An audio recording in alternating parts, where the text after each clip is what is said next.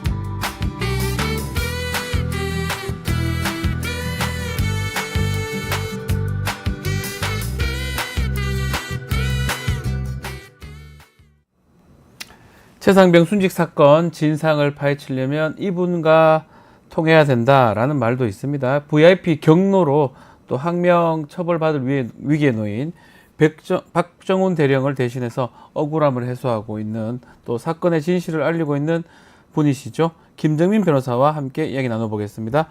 변호사님 나와 계십니까? 네, 안녕하세요. 김정민 네, 변호사입니다. 변호사님. 자, 요즘 청문회 많이 좀 출석하시는 것 같습니다. 법원보다 국회가 좀 더 익숙해지는 거 아닙니까? 그러니까 두 번이나 하루 종일 있었는데요. 네. 큰 기대는 안 했는데, 의외로 의미 있는 진술들이 많이 쏟아져 나와서 꽤 좀, 의미가 있었습니다. 오늘도 청문회가 있잖아요. 혹시 출석하시나요?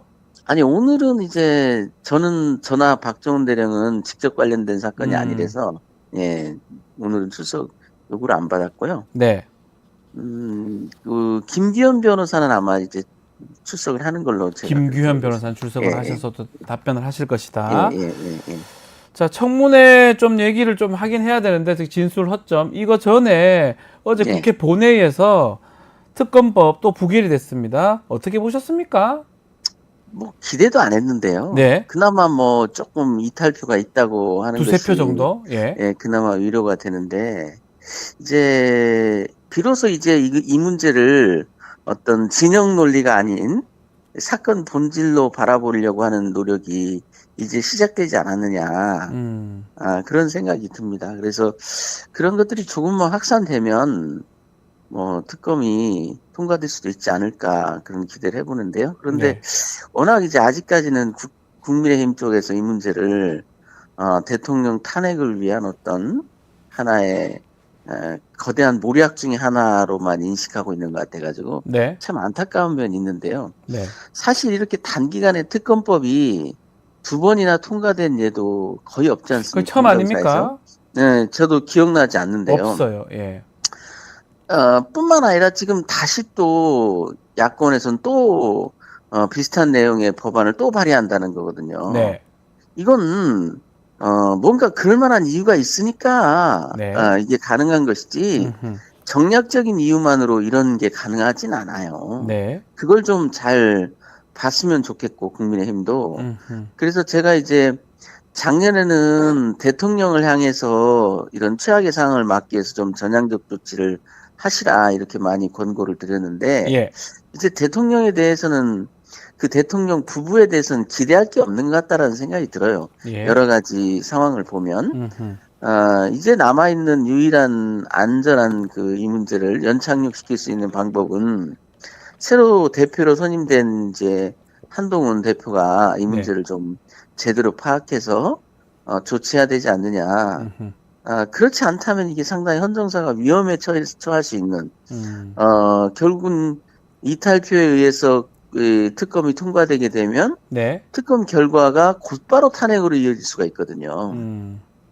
그러니까 그런 것보다는 집권 여당도 협조하는 형태의 특검이 돼서 진상 규명이 빨리 밝혀지고 그것이 헌정사에 주는 충격은 좀 완화하는 음흠. 그러한 현명한 좀 방법을 찾았으면 좋겠다.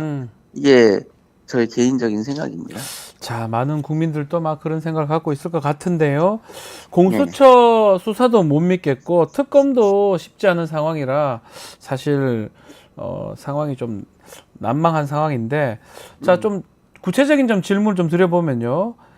임성근 전 사단장하고 임성근 댓글팀 의혹을 받는 카페의 그 개설자 자료를 주고받고 또 그대로 게시한 정황이 공개됐는데 이 부분은 어떻게 봐야 됩니까, 변호사님? 참 어이없는 일 같아요. 네. 현직 검사가 다른 사람도 아니고 현직 검사가 검사가 익명으로 굉장히 음습한 글들을 올리고 뭐 마치 정의의 사도인 양 네. 또 박정훈 대령을 맹비난하고, 사실 저는 이해가 잘 안 되는 게 네. 임성근 사단장이 박정훈 대령을 비난하는 이유를 잘 모르겠어요. 왜냐하면 해병대 수사단의 수사라는 것은 입건을 판단하는 절차였던 거거든요. 그렇죠. 그 정도 잘못이 있는데 입건조차 안 한다는 것은 말이 안 되지 않습니까? 그렇죠. 입건은 해야 되죠, 그리고 당연히. 네, 박정훈 대령의 항명 여부와 자기의 유무죄와는 직접 관련이 없어요. 그러니까 마치 박정훈 대령이 잘못했기 때문에 나는 무죄다라는 이런 자꾸 공식을 만들고 아하. 있는데, 예. 믿고 있는데 전혀 그렇지 않거든요. 그래서 왜 박정훈 대령을 그렇게 근거 없이 비난하는지, 물론 이제 초기에 약간 오해가 있을 법한 일들이 좀 있었던 것 같긴 해요. 예. 왜냐하면 임성근 사단장이 직접 물에 들어가라고 했다고 하는. 그러나 그건 국민들 눈높이에서 봤을 때는 충분히 그런 오해도 있을 법했었어요. 왜냐하면 물이라는 게 본인은 강물을 얘기한다고 하지만 우리들의 일반 용어에서 물을 강물과 그렇지 않은 물로 구별하지 않잖아요. 그렇죠. 예. 그런데 이제 그분의 지시사항 중에, 물론 그것도 완전히 확정된 것은 아닐 수 있지만 관련자들 진술을 통해서 보면 뭔가 수변이 남아 들가라라는 표현이 있었단 말이죠. 네. 그러면 그것을 국민들 눈높이에서 봤을 때는 물속에 들어가라 했구나라고 오해한들 그것이 완전히 터무니없는 거냐. 그러니까요. 그건 아니었던 거거든요. 예, 맞습니다. 이 언론이라는 속성이 약간의 이제 강조를 넘어선 이제 그 입장에 따라서는 그 강조가 과장으로 읽히게 되거든요. 그러나 그런 일들은 우리가 그동안 중요한 일들에 있어서 국민적 관심사를 갖는 많은 중요한 일들에서 그런 약간의 과장, 오버 이런 것들이 여론을 형성하는 당연한 수순이었던 것도 있었거든요. 그건 감수해야죠. 특히나 고급 지휘관이었고 그렇다면은 자기에게 쏟아지는 비난 중에 약간 과도한 면 이런 것들은 잘 해명을 하고 해야지. 그때마다 그런 매체들 일일이 다 공격하고 그러진 않았지 않습니까? 특히나 박정훈 대령을 공격하는 것은 저는 잘 이해가 안 된다. 이해를 못하겠다. 네. 그리고 그 댓글 팀들을 만들어서 해병대 수사단의 수사에 어마어마한 잘못이라도 있느냐. 그리고 그런 것들을 주장하는 사람들에 대해서 인신공격에 가까운 그런 비난들을 해왔다는 건 좀 이해가 안 되고요. 게다가 그 문제에 있어서 현직 검사가 개입돼 있다.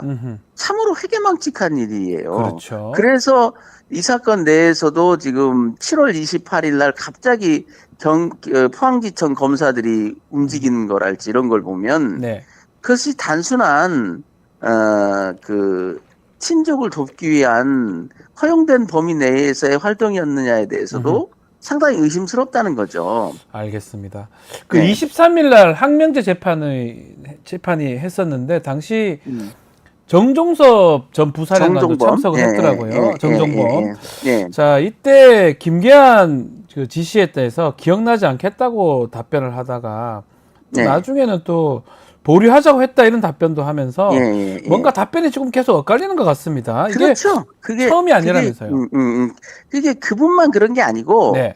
많은 분들이 그 이첩 보류 명령이 명확히 있었느냐에 대해서 이제 국방부 검찰단은 다수의 인원이 명확하게 이첩 보류를 명했다라는 네. 그런 진술이 있다 이렇게 판단하고 있지만 국방부 장관의 이첩 보류는 알려진 바가 있어요. 다 해병대에 있는 분들이 모두 다 알고 있었거든요. 네. 박정훈 대령도 그건 알고 있었습니다. 왜냐하면 국방부 장관의 그 검은 의도가 무엇인지 알았기 때문에. 네.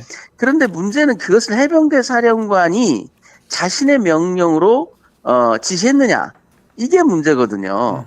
거기에 대해서는 뚜렷한 진술이 거의 없는 것 같아요. 네. 더군다나 8월 1일 날 조사본부로의 이관 건의가 거부된 다음에는 아무도 그 상황을 몰라요. 모른다. 박정훈 대령과 네. 김계한 사령관만 알고 있는 거지 국방부에서 조사본부 이관을 거부했다라는 자체를 아무도 모르고 있더라고요. 그 전까지는 국방부 이관만 되면 큰 문제 없이 해결되는 문제였기 때문에 예. 이첩 보류는 중요한 쟁점이 아니었던 거예요. 예. 중요한 건 조사본부 이관이 되느냐 안 되느냐였는데 해병대 사령관은 문자를 받고 텔레그램 문자를 받고 이 박정훈 대령과만 그걸 공유했어요. 네. 그러니까 그 이후에 어떤 의사결정이 됐는지는 둘밖에 모릅니다. 설사 그 전에 무슨 결정이 있었다 하더라도 그건 의미가 없어요. 네. 조사본부 이관이 거부된 이후에 이제 본격적인 문제가 발발한 거지 그 전까지는 해결책이 있었기 때문에 그런 설사 비슷한 짓을 했어도 의미가 없다 저는 그렇게 봐요. 네. 그런데 8월 1일 조사본부 이관이 거부된 이후에는 둘만 아는 일들이 있었어요. 그리고 거기서 해병대 사령관이 제가 모든 책임지고 2차 파견으로 내일 이렇게 건의한 듯한 메시지가 문자 메시지 메모지가 나왔죠. 예. 그 부분에 대해서 해병대 사령관은 뭐라고 얘기했냐면 그것이 박정훈 대령의 건의였는지 내 생각이었는지 모르겠다. 이렇게 말했다니까요. 그러니까 이제 그 박정훈 대령이 기억하는 내가 옷 벗을 각오로 건의할 수도 있는 거지. 이 말이 근거가 있다는 얘기예요. 해병대 사령관도 마지막까지 이걸 거부해야 되는지 수명해야 되는지에 대해서 마지막까지도 갈등을 했지 않느냐. 네. 그런 상황이기 때문에 박정훈 대령에 대해서 명확한 이첩 보류, 더 나아가서 국방부의 명을 따르라 이런 지시를 할 수가 없다는 겁니다. 왜냐하면 본인도 직권남용이 된다는 걸 뻔히 알면서 거기에 대한 어떠한 해결책도 없었거든요. 직권남용이 안 된다라는 어떤 그런 법률 조언이 누군가 해준 것도 아니고요. 네. 그렇기 때문에 그 상황은 결국 이러지도 저러지도 못하면서 은근슬쩍 박정훈 대령한테 이 문제를 책임을 당신이 알아서 하시오라는 식으로 가지 않았느냐라는 게 우리 측 판단이거든요. 그렇군요. 그리고 그것을 방증하는 또 하나의 증거가 뭐가 있냐면 8월 2일 이첩 강행 사실이 10시에 보고가 되는데 해병대 사령관한테 그것이 정작 국방부 장관한테 보고된 건 11시 14분이에요. 1시간 10분 이상의 시간이 걸렸고요. 해병대 사령관이 그것을 국방부 장관한테 보고했는데 국방부 장관 쪽에서 대통령실에 보고한 건 10분 내예요. 이건 무엇을 얘기하는 거겠습니까? 뭐죠? 이첩 보류라는 것이 해병대 사령관한테는 반드시 지켜야 되는 명령이 아니었던 거예요. 그러니까 이첩이 강행된 사실을 1시간 넘게 검토한 후에 보고한 겁니다. 거기에 반해서 국방부 장관은 화들짝 놀랬던 것 같아요. 왜냐하면 대통령의 엄명이 너무 지엄했기 때문에. 그래서 10분도 안 돼서 조태용 안보실장이 등장한 게 10분 내, 임기훈 국방비서관 등장하고 이런 것들이 10분 내로 이루어지거든요. 그렇죠. 그러니까 지금 최초의 보고는 국방부 장관 또 이런 얘기도 했습니다. 우즈베키스탄에 있을 때 이첩이 강행되고 나서 자기는 대통령실에 보고한 바 없다 그랬어요. 그러면 동행했던 박진희 군사보좌관이 국방부 장관한테 허락도 안 받고 득달같이 보고를 한 거예요. 지원차. 예. 자기 근데 이제 보고하는 걸 몰랐을 리는 없겠죠. 그렇죠. 장관이 그런 치사한 얘기를 합니다. 뭐냐면 자기는 보고하지 않았다. 그러면 군사보좌관이 보고했다라고 말을 해줘야지. 네. 그러면 거기에 무슨 간첩이 있어서 누가 도청하는 사람이 있어서 알았다는 겁니까? 말도 안 돼. 너무나 뻔한 얘기입니다. 다른 것도 아니고 우즈베키스탄에 둘이 나가 있는데 예. 자기가 보고 안 했으면 박진희 군사보좌관이 둘 보고했겠죠. 중에 한 명은 했겠죠. 예.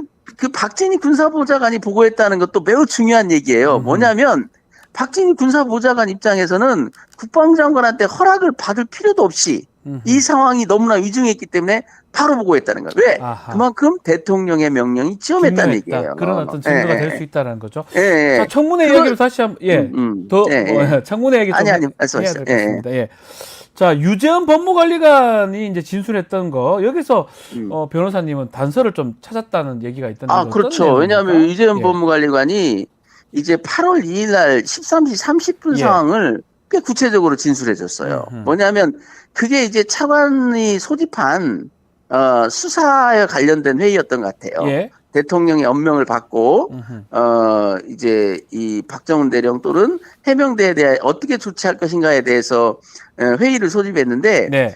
회의를 소집한 시간이 13시 30분인데 13시 30분부터 8분간 신범철 차관이 대통령하고 통화를 한다고요. 예, 중간에 뭐 나가서 통화했다. 네, 뭐 이런 얘기 있죠? 그러면 그게 좀 이상하지 않습니까? 예. 자기가 모아놓은 회의에서 자기가 전화를 한다니까요? 예. 8분간이나.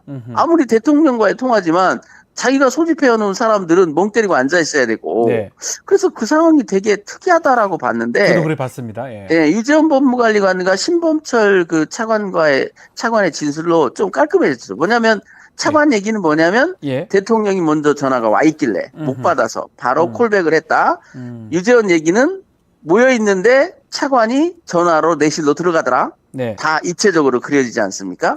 자, 대통령이 8분간 차관과 통화하는 상황에서 밖에서 대기하고 있는 거예요. 네. 무슨 얘기를 하는지까지 정확히 듣진 못했겠지만 분위기는 감지했을 거 아닙니까? 아하. 혹은 차관이 나와서 뭔가 언질은 줬을 거 아니에요.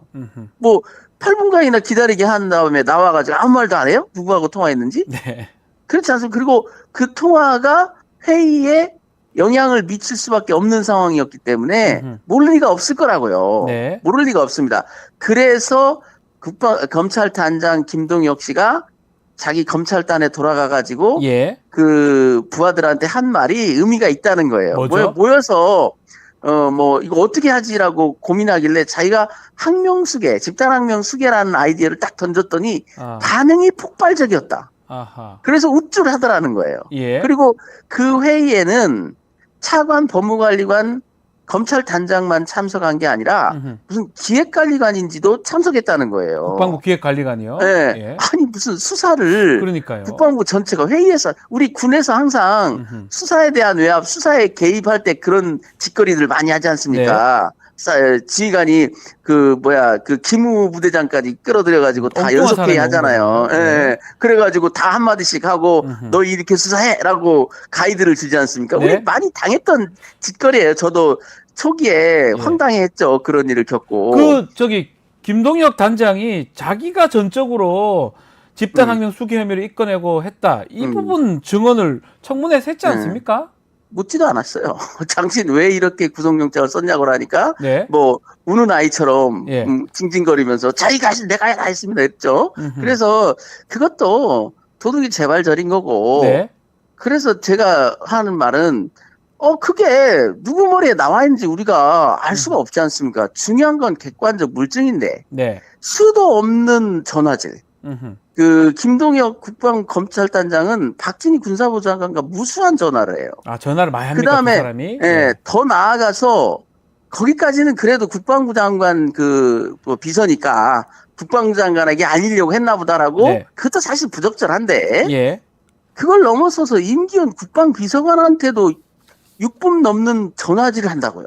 그럼 누가 봐도 수사 보고 아닙니까?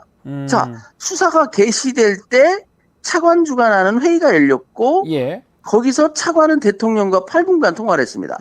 그 이후에 수도 없이 국방부 장관의 비서인 군사보좌관, 예, 대통령의 비서인 국방비서관하고 국방비서관. 전화를 했다면 예. 이 수사에 대해서 누가 당신의 그 아이디어에서 당신의 뜻대로 됐겠지라고 생각하겠습니까? 그렇죠. 국방장관도 역시 정황적으로. 마찬가지죠. 예. 이첩보리 할 때 그 직전에 대통령실 전화를 받았기 때문에 음흠. 의심하는 건 당연한 거예요.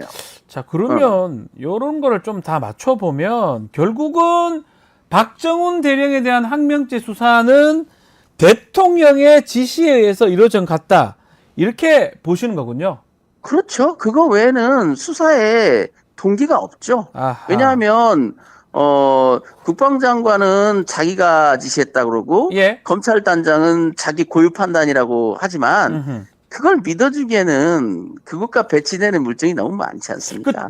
국방부 장관이 자기가 이미 대통령 전화 받기 전에 벌써 이제 수사 개시 지시한 거기 때문에 대통령 전화 의미 없다. 이렇게 얘기를 하던데 이 부분 어떻게 봐야 됩니까? 그 해석이 이거 같아요. 지금에 와서 예. 그 이종섭 국방장관 얘기를 들어보면 네. 그 보직해임하고 수사 개시라고 말했는데 네. 대통령도 똑같은 말씀하셨나 보죠? 그 얘기예요? 뜻인가요? 그 뜻인가요? 그 뜻인가요? 아. 말도 안 되는 얘기고요. 예. 특히 수사 개시에 대해서는 음흠. 말이 맞질 않아요. 네. 왜냐하면 자기는 군사보좌관 박진희 핸드폰을 이용해가지고 김동혁 검찰단장한테 수사 지시를 했다고 하거든요. 네. 그게 12시 5분입니다. 음흠. 차관이 회의를 소집한 건 13시 30분이에요. 네.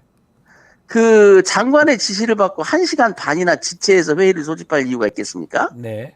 더군다나 그걸 박진희 군사보좌관 폰을 이용했다고 하면 그때 상황은 어떤 상황이냐면요. 네. 한쪽 귀에는 대통령과 통화를 하는 전화를 대고 음흠. 다른 쪽 귀에는 김동혁과 전화하는 전화기를 대고 있었다는 거예요. 양쪽에 들고 있었다. 양쪽에 들고 있었다. 아. 무슨 자기가 주식 거래하는 사람이에요. 말도 안 주식 된다. 딜러예요. 예. 말도 안 되는 소리. 그것도 비슷한 직급의 부하들이라면 혹시 음흠. 가능할 수도 있겠어요. 네. 대통령과 통화하는데 저쪽에는 검찰단장하고 통화를 하고 있어요. 동시에 조금 말이 되는 소리를 해야지 어렵겠네요. 그걸.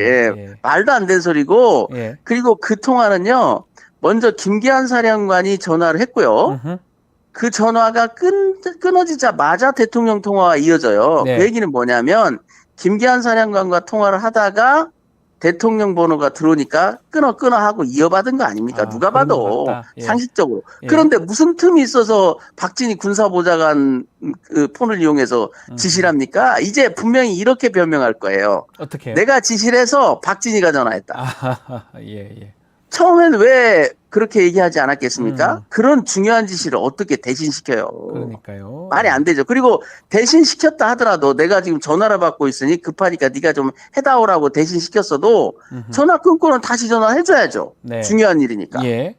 안 맞아요. 알겠습니다. 그래서 음. 엉터리라는 거죠, 그게. 자, 그리고 지금 계속 뭐 02800에 7070 이 번호가 뭐냐.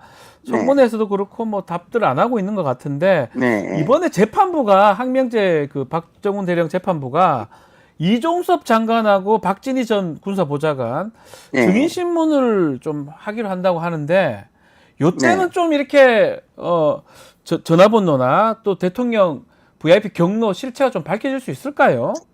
글쎄요. 지금까지 박진희와 그 이종섭 씨가 네. 말하지 않았던 것이 군사법원에 와서 속 시원히 밝혀지게 하겠습니까? 근데 이제 좀 더 진일보한 진술을 얻어내기 위해서 예. 좀 여러 가지를 보고 있는데요. 그래서 사실 어제도 한 새벽 1시 반까지 제가 그 이종석 국방장관의 핸드폰 기록을 다시 한번 보다가 직접 늦게 보셨어요? 잠이 드는 바람에 그러는 바람에 제가 지금 알람을 못 듣고 오늘 이제 지금 전화 전화상을 하게 연결하는 이유가 됐는데요. 그거다. 네, 그겁니다. 괜찮습니다. 그래서 열심히 네, 일하시네요. 그래서 이제 국방장관 같은 경우는 너무나 우리한테는 소중한 기회이기 때문에 네. 증인신문을 그리고 다행스러운 건 그나마 국방장관은 대통령 전화나 이런 것들에 대해서는 완강히 거부하고 계시지만 음흠.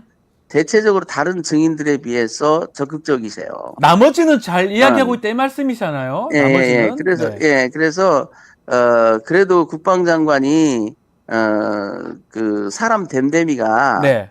괜찮은 분 같다는 생각이 좋은 들어요. 사람입니까?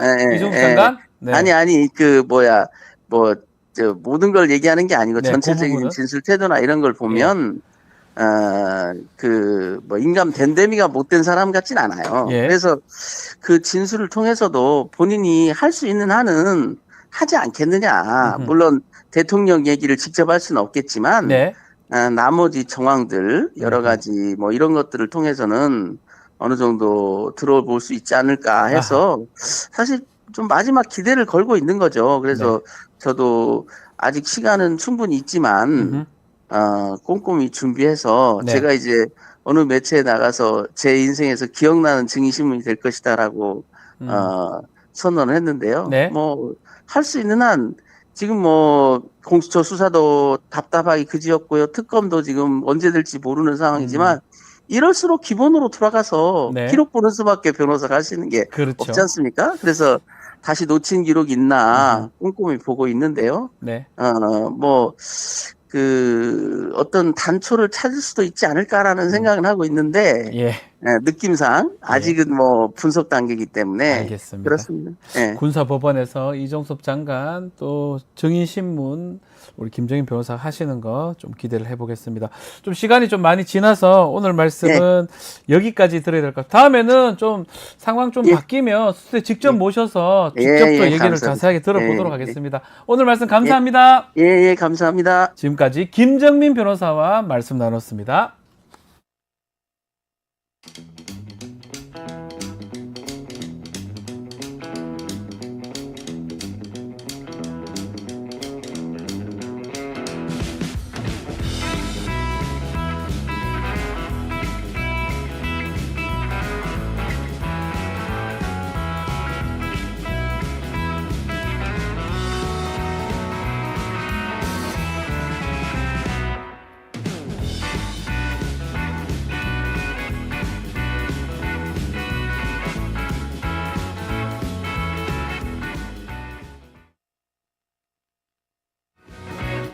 재단에서 뜻을 함께할 정기 후원자분들을 기다립니다. 우리 아이 재단은 한반도 어린이를 위한 재단입니다. 배고픈 어린이들에게 영양 가득한 국수를 보내고 영유아 자폐 조기검사 지원, 베이비박스의 이유식 정기 배달, 중증장애 및 취약 아동들을 지원하고 있습니다. 따뜻한 손길을 이어주는 분들께 우리 아이 팔찌와 감사 선물을 드립니다. 지속적인 지원을 통해 더 많은 어린이들에게 도움을 줄 수 있도록 정기 후원자가 되어주세요. 후원 문의 02-2128-3344, 2128-3344. 자, 금요일 베프의 촉 배상훈 프로파일러와 함께 한 주간 가장 관심을 끌었던 사건, 사고 심층 분석해 보겠습니다. 안녕하십니까, 배상훈 프로파일러님. 자, 먼저 좀 안타까운 소식부터 먼저 해보겠습니다. 업무 고충을 토로했던 경찰관이 극단적 선택을 한 사실이 좀 알려졌는데, 자, 이분이 수사 업무를 했다는 분이잖아요. 어느 정도 이런 업무가 가중됐길래 이렇게 안타깝게 이렇게 이 극단적인 선택까지 하게 되는 겁니까? 사실 좀 뭐 이런 소식을 들으면 저도 마음이 굉장히 아픕니다. 특히 이제 이 30대 중반의 경위입니다. 초반인데. 그러면 간부네요? 간부인데 이제 사실 뭐 우리 경찰의 경감까지도 뭐 간부로 안 보죠. 지금은. 그렇죠. 뭐 워낙 수사 업무를 경감들이 많이 하더라고요. 제가 그런데 보니까. 이제 문제가 이제 이 문제라고 하면은 이 사람이 그 순경부터 시작한 사람입니다. 근데 특집만 3번을 한 거죠. 그러면 30대 경이면 진짜 빨리 올라갔네요. 그러니까 이제 일욕심도 있었고 굉장히 성실한 사람인데 문제는 지금의 수사 시스템으로는 이런 일이 반복될 거다라고 하는 것이 많은 그 동료들의 얘기고 지금 저기 관악경찰서 앞에 저 동료들 관련된 분들의 그 근저 화환이 60개나 넘게 들어왔다고 합니다. 동료들이요? 그러니까 이제 말하자면 이거죠. 1년에 뭐 150건, 160건 정도 그래 되니까 그게 말이 되느냐. 일이 너무 많은 거 아닌가? 본인 한 명한테 150건요? 1인당, 수사관 1인당. 와, 이게 너무 많은데. 너무 많죠. 그러니까 왜냐하면 저희가 변호사잖아요. 변호사도 150개. 우리 돈 받고 많이 받고 하는 거지만 그것도 못하고 그만큼 하기 어렵거든요. 왜냐하면 지금 상태의 시스템 자체가 검경수사권 조정 이후에 수사 관련된 업무, 특히 이제 형사 파트는 조금 낮다고 쳐도 네. 수사 파트, 고소고발 파트에서 굉장히 업무와 실적에 대한 압박이 많다. 왜냐하면은 예. 집중돼 있지 않습니까? 그리고 아시다시피 검경수사권 조정 이후에 경찰로 이거 종결이 넘어오면서부터 종결을 시키라는 거죠, 수사에서.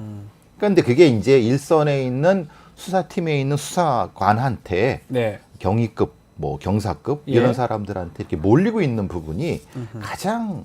근데 어떻게 경찰이 실적 압박이라는 말이 좀 이상하지 않습니까? 그게 좀 예. 이해가 안 돼요. 실적을 압박한다. 이게 사실 납득하기 좀 어렵거든요. 어떤 부분입니까, 그게? 왜냐하면 실적, 그러니까 처리율이라든가 네. 아니면은 이게 처리 못하면 미제가 돼버리잖아요. 네. 그럼 미제가 돼버리면 그거 자체가 그 팀이라든가 그 경찰서의 일종의 불이익이 되는 겁니다. 네. 그럼 어떻게 되느냐? 당연히 위에서는 서장이나 과장들은 쉽게 네. 말하면 쪼는 거죠. 압박이 되는 거죠. 네. 그러면 유형무형의 그 심리적인 압박이 되는 거고 그게 이제 실적 압박으로 되는 겁니다. 네. 근데 문제가 이거죠. 팀 단위로 사건을 배정해 버리면은 누군가는 해야 되는 거예요. 근데 아시다시피 그 팀에는 순경도 있겠고 경장도 있겠고 네.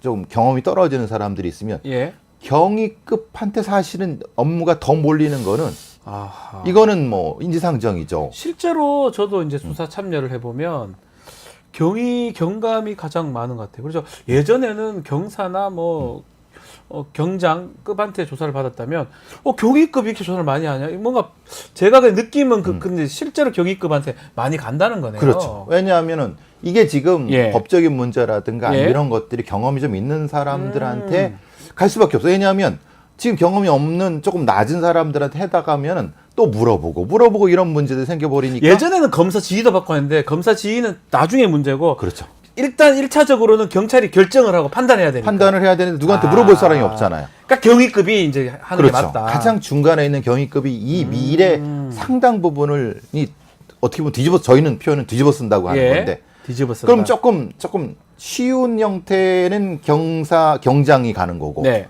경감들한테는 뭐 대우해 준다고 하니까 경위가 다 뒤집어 쓰는. 그러네요. 딱 들어보면 딱 거기네요. 1인당 뭐 사실은 140건이라고 하지만 생각해보면 이거 많다. 2 곱하기 2를 곱해야 3을 곱해야 되는 너무 거죠. 많아요. 그러니까 매일 앞에 놓고 야근하고 뭐 이렇게 하면서 이것이 몰려오는 거를 처리하기도 바빠요.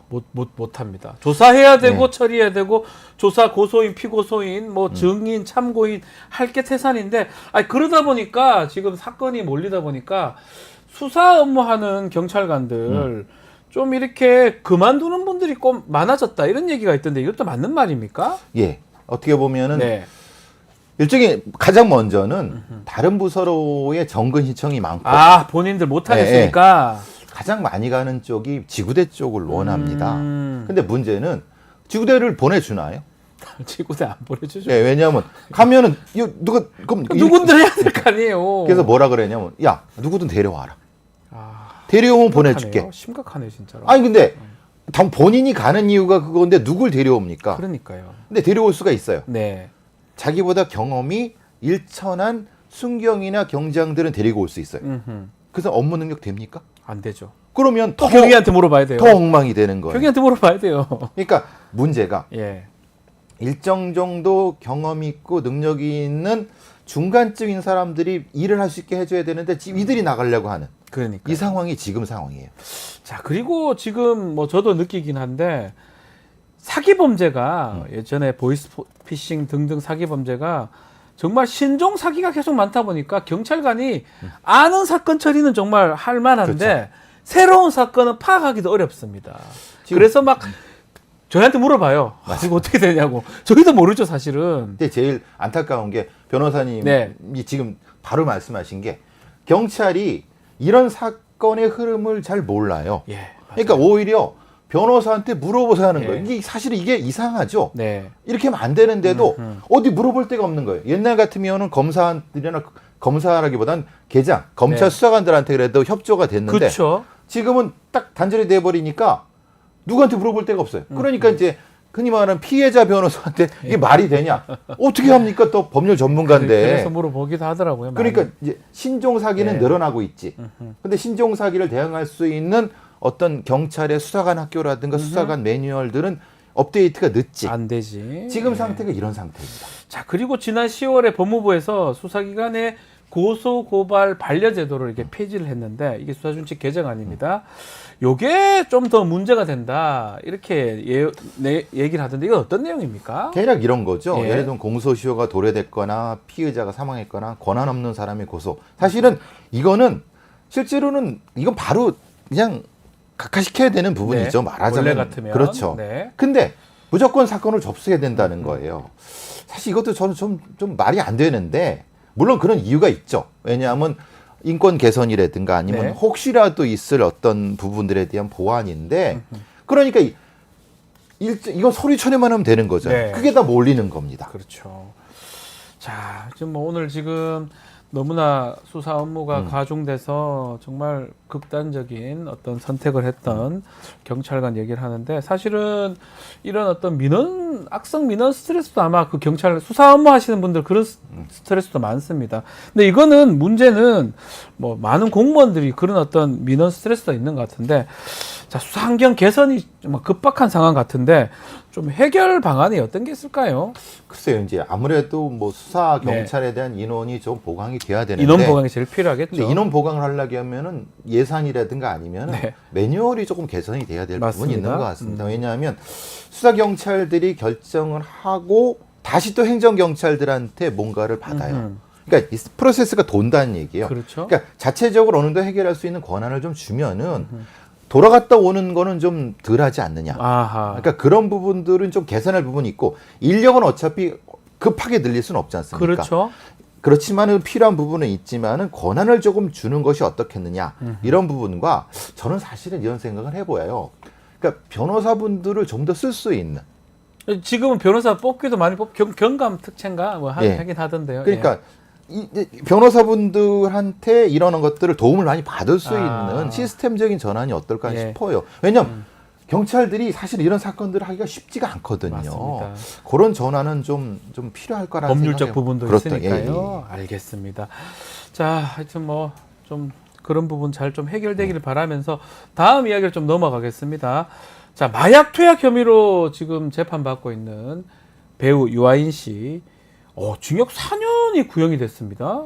어떻게 좀 이해해야 됩니까? 4년이면 좀 많지 않습니까? 그러니까 보통은 우리가 많이 아는 것처럼 대략적으로 연예인 마약 사건이라 하더라도 네. 여러 가지 면에서는 보통은 뭐 집행유예라든가 아니면 벌금형. 하정우 씨 같은 경우는 벌금형. 벌금 받았죠. 뭐 천만 원 나왔죠. 프로포폴이었죠. 예. 비슷한 형태거든요. 하정우 네. 씨라고. 근데 문제는 이제 이 검찰이 구형한 내용 자체가 이런 겁니다. 네. 재력을 이용해서 해외에서 마약 투약하고 목격자를 도피시키고 네. 이게 핵심이 형사사법 시스템을 무시했다. 이게 사실은 좀 뭔가 약간 감정적이 섞여 있는 거 아닙니까? 안 좋다. 그러니까 말은 죄질이 안 좋다는 예, 거잖아요. 죄질이 안 좋다. 그러니까 이제 왜 그러냐? 예. 본인은 소신 발언을 통해서 사회적 영향력을 발언을 했는데 오히려 그거를 자기의 죄를 덮는 걸 이용했다고 하면은 네. 이건 사실 괘씸죄까지는 아니어도 상당히 문제가 있는 거냐 아니면 검찰의 인식 자체가 예. 아예 죄질 자체를 안 좋게 보는 것 같습니다. 예. 그러다 보니까 형사 사법 시스템을 무력화시키고 그래서 4년이 구형됐다면 이게 이대로라면 다 유죄가 된다 그러면 2년, 1년 실형이 선고될 가능성이 높은 거거든요. 그렇죠. 그렇다면 사실은 연예인이든 뭐 일반인이든 이게 어쩌면 이게 마약 사건이 이렇습니다. 이게 한 건 첫 번째 범죄가 되는 거예요. 여러 그렇죠. 번 했다고 하더라도 첫 번째 걸린 거고 첫 번째 재판 받는 거기 때문에 이 경우 대부분 집행유예 해주는데 그렇죠. 초범이 되는 거죠. 초범이죠. 근데 이게 지금 이렇다면 실형의 가능성도 있는 거 아닐까요? 그러니까 초범이고 반성하고 이렇게 네. 하면은 되는데 야. 일단은 반성을 안 하는 거 아닙니까? 반성을 쉽게 안 하는 말하면. 거잖아요. 왜냐하면 다투고 있다는 네. 거고 다투고 있는 게 뭐냐면 본인은 프로포폴을 정신질환과 수면제의 치료용으로 쓰고 있다. 이걸 다퉈보겠다라고 해버리니까 네. 그 판사가 보기에는 판사 해보셨으니까 반성하고 있지 않는 거잖아요. 쉽게 말하면 다투니까 예. 거기다가 이제 말하자면 대마흡연 교사죄가 또 들어가요. 네. 이런 부분 때문에 좀 그리고 또 하나는 문제가 아시다시피 이 유아인의 변호인이 네. 우리나라 대표적인 수사검사 출신 아닙니까? 네, 맞습니다. 이런 부분 때문에도 사실은 조금 유아인 씨한테 불리한 쪽이 아니냐는 느낌이 들어요. 그럴 수도 있다는 거죠. 예. 자, 지금 선고가 9월 3일입니다. 자, 아마 변호도 있었고, 검찰하고 상당히 첨예하고 대립했던 것 같은데, 가장 이제 이것도 아마 앞으로도 계속 문제가 될 것 같은데, 프로포폴 그 투약했던 부분, 예. 이게 정신질환하고 수면장애를 치료하기 위해서 했다. 그래서 의사의 판단이 있었다 없었다. 요 부분이 쟁점이 될 것 같습니다. 핵심이죠. 요게 선고에 영향을 줄까요? 중요한 연관이 되는 거예요. 근데 네. 문제는 그러면은 중요하게 유아인 씨가 그런 증상이 있었는가에 대한 의료 기록이 있어야 되잖아요. 네. 근데 의료 기록이 사실 애매한 부분이 있는 것 같습니다. 네. 왜냐하면 하정우 씨 같은 경우는 피부 때문에 수술용으로 썼거든요. 네. 근데 지금 이게 정신질환이라고 하면은 그걸 입증을 해야 되는데 그렇죠. 그 부분이 지금 다투어야 될 것 같습니다. 아무래도 입증이 되느냐. 입증이 되느냐의 문제가 되겠죠. 예, 요 부분이 가장 네, 문제가 가장 될 핵심적인 것 부분 같습니다. 같네요. 네. 자, 그 오재현 선수, 야구 선수입니다. 이 사람도 지금 5년 정도 구형을 받았는데, 이 사람도 처음에는 의사 처방으로 뭐 약 같은 거 받다가 나중에는 필로폰 구매까지 이어지기도 했는데, 자, 요전에 유아인 씨 지금 또 하나 보도된 걸 보니까 성폭행 혐의가 지금 입건된 게 있더라고요. 근데 이거는 예. 그냥 어떻게 보면 일방적인 주장일 수가 있습니다. 이건 아하. 조심스러운 요거는요? 거는 예. 왜냐하면 피해자라고 주장하는 사람이 14일 날 용산구 오피스텔에서 남성인데 성폭행을 당했다라고 말하자면 고소를 한 거죠. 네. 그래서 입건을 한 건데 입건은 당연히 되는 거니까 문제는 이제 현행범이 아니라 다른 사람들도 여러 가지 사람이 있었을 부분이기 때문에 네. 조금 조심스럽습니다. 요거는 입건은 맞습니다. 맞습니다만은 이것에 대한 진부 여부는 이건 또 수사를 해봐야 될 것 같다는 생각이 그렇죠. 들거든요.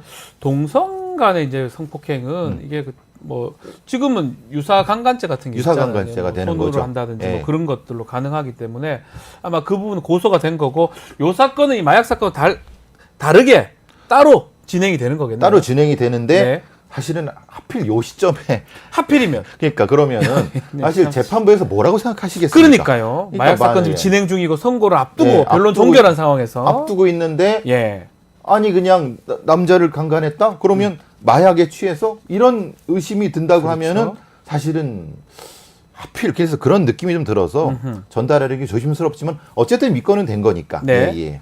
자, 뭐 오재원 선수 비롯해서 유명인들의 어떤 마약 사건들 계속 퍼지고 있는데 어떻게 봐야 됩니까? 이렇게 유명인들이 어쩌면 뭐 이게 사회적 공인 뭐를 떠나서 가장 조심해야 될 부분 이분들이 막 제 처음에 시작 자체는 어떤 향정성 의약품으로 하다가 나중에는 필로폰 마약으로 지금 하기도 하더라고요. 너무 쉽게 접근하는 것 예. 같아요. 그러니까 사실은 조금 조심스럽습니다만은 이거를 이제 중개해주고 하는 그런 그러니까 예를 들면 저기 롤스로이스 그 네, 의사도 그것도 마찬가지로 마찬가지지 마약 사건이- 않습니까? 마약 사건을 봐야죠. 오히려 예. 오히려 그 의사 쉽게 접근할 통로가 된다는 것 그렇죠. 자체가 이게 더 위험한 것이 아니냐. 그러니까 이게 스포츠 선수랑 인플루언서 셀럽들이 뭐 개인적 성향 때문에 더 그런 것이 아니라 네. 우리 사회의 마약 유통 구조가 그런 쪽으로 흐르는 부분이 있어서 좀 더 치밀한 관리 체계가 있어야 되지 않겠는가라는 생각이 듭니다. 치밀하게 관리해야 된다.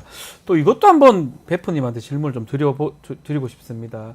마약 사건 뭐 정말 우리 주위, 우리 가까이에 지금 와 있다는 거는 당연한 것 같은데 문제는 이 마약 사건 또 유명인에 대한 마약 사건 터질 때마다 혹시나 뭔가 이슈를 전환시키기 위해서 권력자들이 이 이슈 희석용으로 활용하는 거 아니냐 이런 얘기도 있는 것 같거든요. 이건 우리가 어떻게 봐야 됩니까? 이성균 씨 사건 때 우리가 이걸 그런 목격을 생각이 했습니다. 들기도 하거든요. 사실. 왜냐하면 사실은 이성균 씨 사건을 조금 보면은 네. 실제로 마약 사건이 아니었던 게 이렇게 커졌거든요. 지금 보면 그렇죠. 실제로 이제 내부 탐사 보도 몇 개를 보고 저도 기자들이랑 얘기 들어보면 네. 사실 이건 마약 사건으로 터질 게 아닌데 갑자기 마약 사건이 돼버렸지라는 부분이거든요. 네.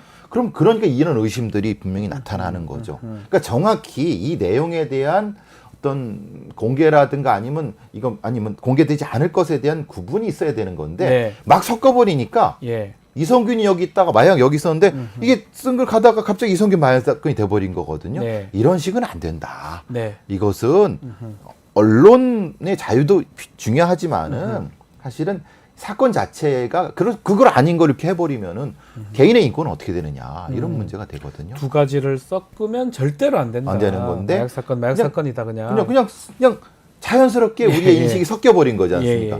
그러다가 안타깝게 이성균 씨가 또 희생당한 부분이 있지 않습니까? 분명히 이것은 우리가 반성을 해야 될 부분이 있다. 대중들도 그런데 좀 열광을 하다 보니까 그 이어가는 것 같아요. 마약 사건 혹되죠. 네. 더 한 건 연예인 마약 사건이 더 혹되죠. 더 되니까. 그렇죠. 그러니까 근데 그런 사람들이 있지만 그렇지 않은 경우도 있다는 명확히 구분해야 될 것 같아요. 구별을 해야 될 것 같다. 알겠습니다. 자, 오늘의 베프의 촉은 여기서 마무리를 하겠습니다. 배상훈 프로파일러와 함께했습니다. 오늘 말씀 감사합니다. 감사합니다.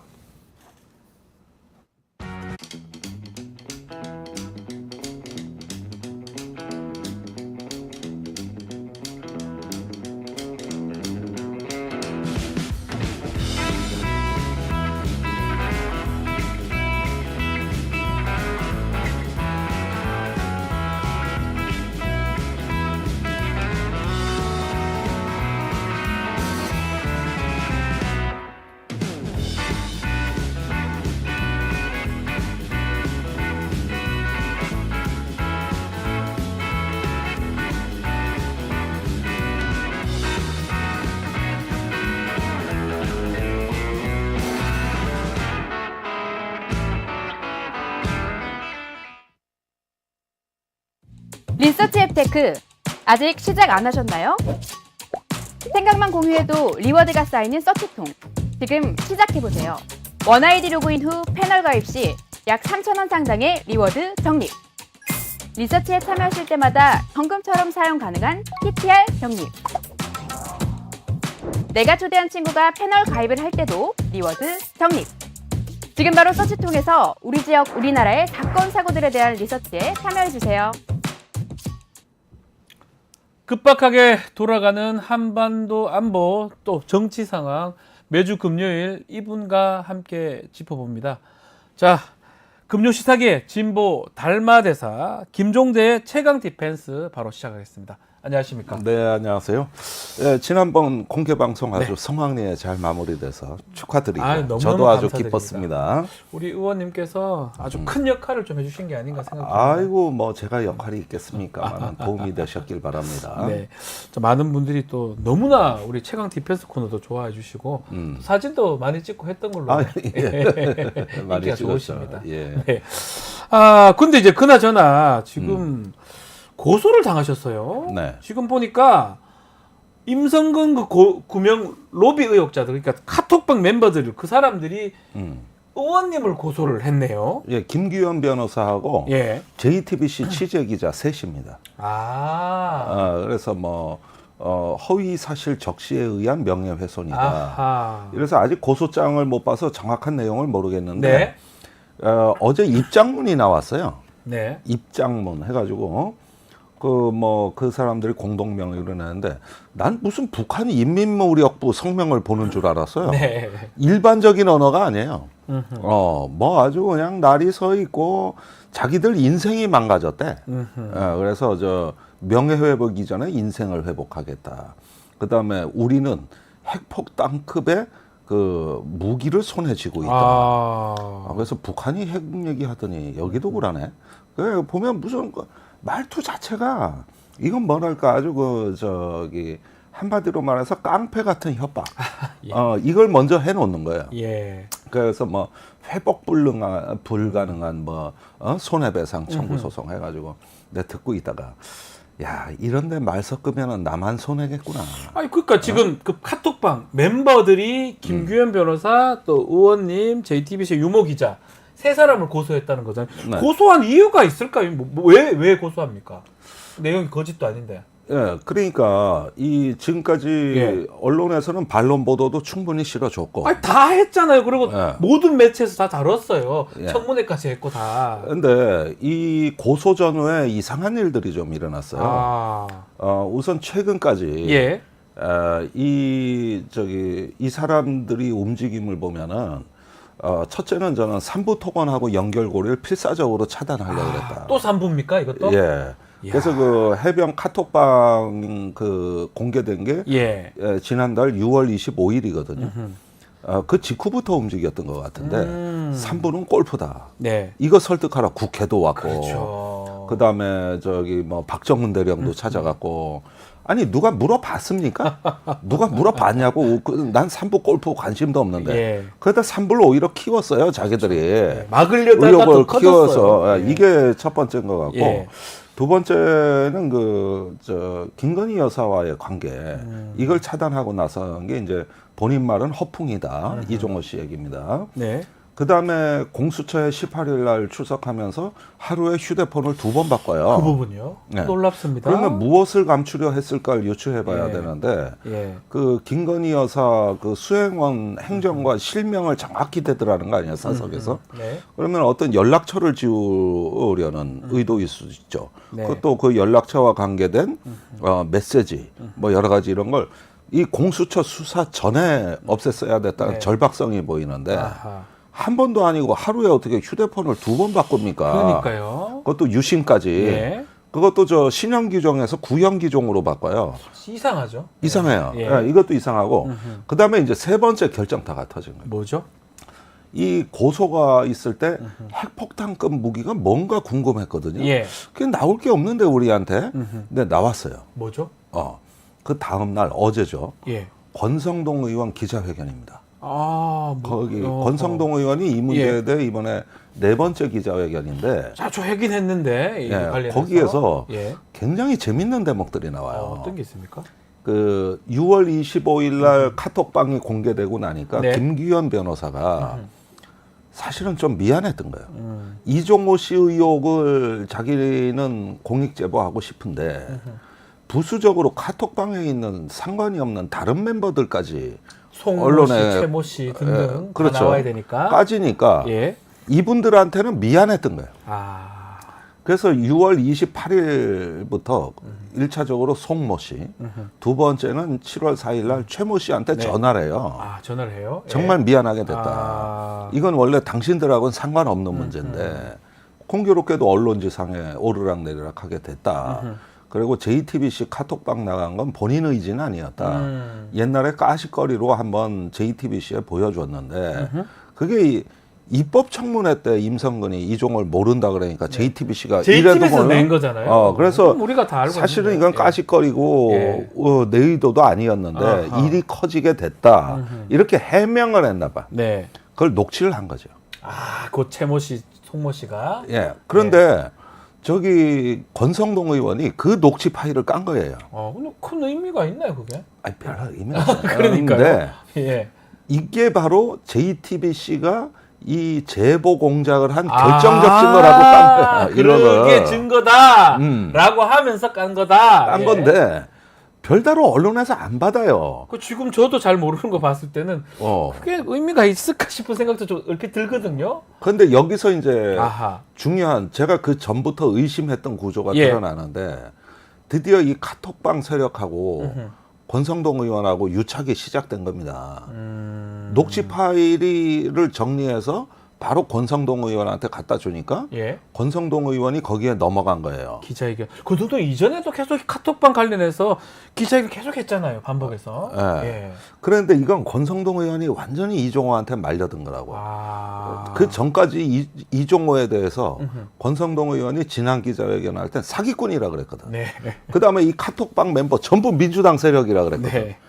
그런데 뜻밖의 녹취록을 제공해 오니까 180도 바뀐 거예요. 말려들었대요. 예. 그러면서 중요한 유착 여기서 이제 김규현 변호사와 JTBC를 공격하면서 네. 목적은 다른 데 있다고 봐요. 아하.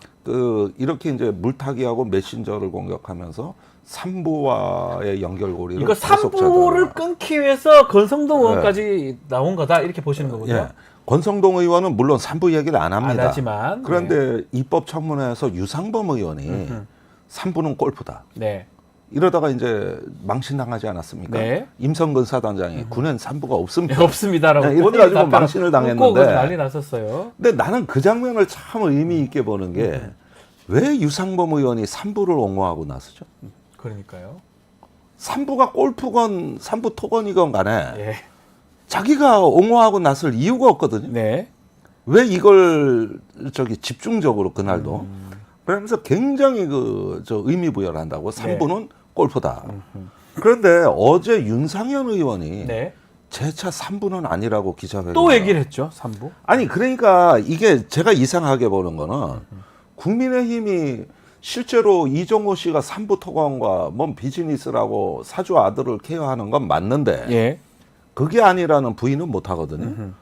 그런데 왜 국민의힘이 이걸 아니라고 하고 나서는 걸까? 뭘 보호하고 싶은 거죠? 아하. 그 3부 얘기 좀 더 해보죠. 3부 토건, 주가 조작 관련된 얘기. 우리 김종대 의원님께서 이 방송에서 많이 얘기했던 부분이기도 하고요.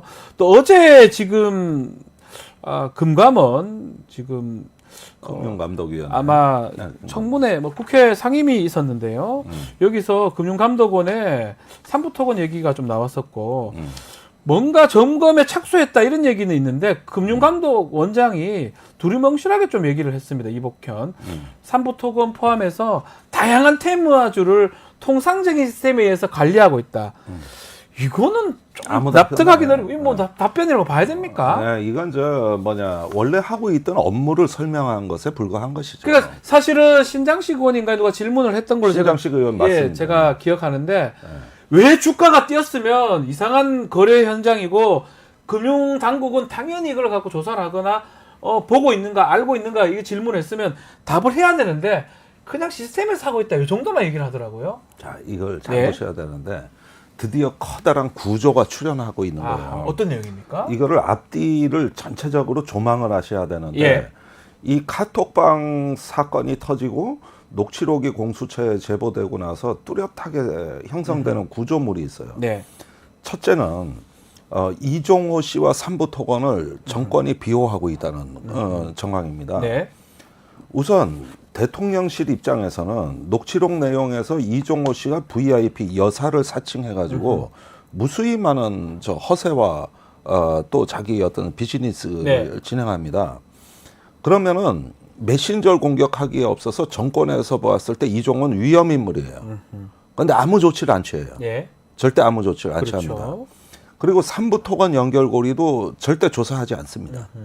이게 지금 전반적인 그 분위기에다가 국민의힘이 3부 토건과 이종호 비호에 뛰어든 거예요. 그러니까요. 예. 국민의힘의 자, 의원들이. 이게 제가 계속 지난주부터 얘기했던 거는 이 정권이 3부와 이종호의 어떤 태도를 취하는가를 보면 답이 나온다.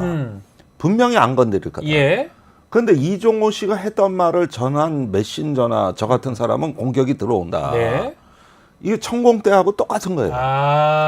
그게 형성이 되면 그때부터 여러분들이 어떤 의도인가가 보인다, 이 정권이. 그러니까 송호중 씨가 그 녹취록에서 한 말대로 이 정권은 이종호를 못 건드린다니까요.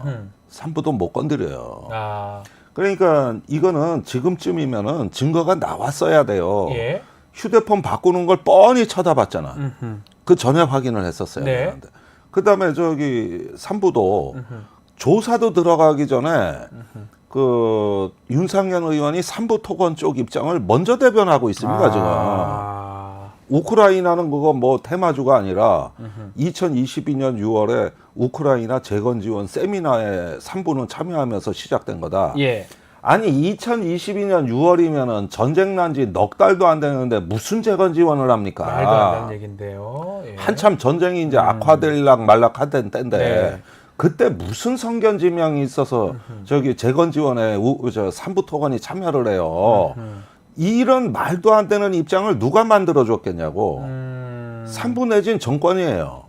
그러니까 누군가가 보호하고 있다는 정황이 지금 나오는 겁니다.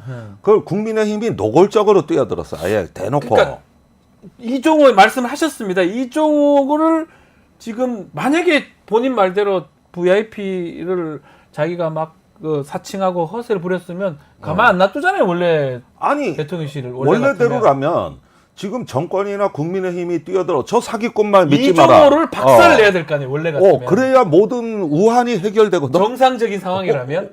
저라면 이종호 너 거짓말쟁이야. 이 감나도 만드는데. 아니 얼마나 괘씸합니까? VIP를 애라고 불러요. 그때는 애였는데 지금 영부인이 됐어. 그렇게 얘기하죠. 결혼도 우리가 시켜줬어.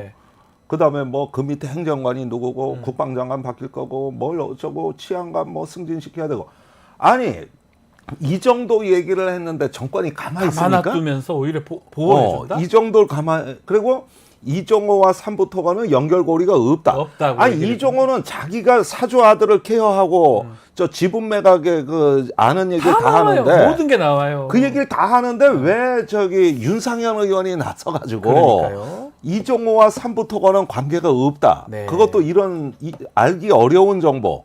저 우크라이나의 세미나에 참여했었다. 네. 이런 걸 어디서 알아가지고 사실은 삼부토관 변호인도 이렇게 대놓고 변호 안 해 지금. 그렇죠. 그러니까 이상한 구조가 출현한 거야. 이게 바로 비밀이 몸통이 거기 있는 거예요. 예. 그만큼 중요하다 보시군요. 그다음에 이 사람들이 저기 이종호 씨나 뭐 그 행각을 보면 휴대폰을 없애기 전에는 무수히 많은 메시지를 삭제한 것 같고 네. 그 송호중 씨하고 주고받은 그렇죠. 메시지를 삭제했다 그랬어요. 그것도 마음이 안 놓여 휴대폰을 바꿨고. 그 부분 있잖아요. 공수조사 받기 전에 그걸 바꿨던 거. 예. 실제로는 사실은 그게 이제 다른 전화, 그러니까 그 이전에 좀 가서 내용을 알았으면 압수해가지고 그걸 해야 되는 게 아니에요, 사실은. 아니면 제출 요구라도 해야죠. 이미 그 이전에, 예. 그 이전에. 그 이전에. 바꾸고 나서 오면 뭐 다 끝난 거죠, 사실. 아니 거기에 조사한 저 공익 제보자를 조사한 검사가 저기 뭐야 이종호 씨 이종호 변호인 변호사니까. 아니었습니까? 그래 보라고. 자, 제가 거듭 말씀드리는 거는 네. 절대 이종호 씨 건드리지 않는다. 그리고 이종호 씨는 그 뒷배를 믿고 뭐 고소를 한다, 어쩐다 이런 거는 물론이고 지금 국민의힘까지 파고 들어서 네. 녹취 파일까지 제공하는 이걸 갖고 또 노골적인 협박을 하고 있어요. 네. 저희들.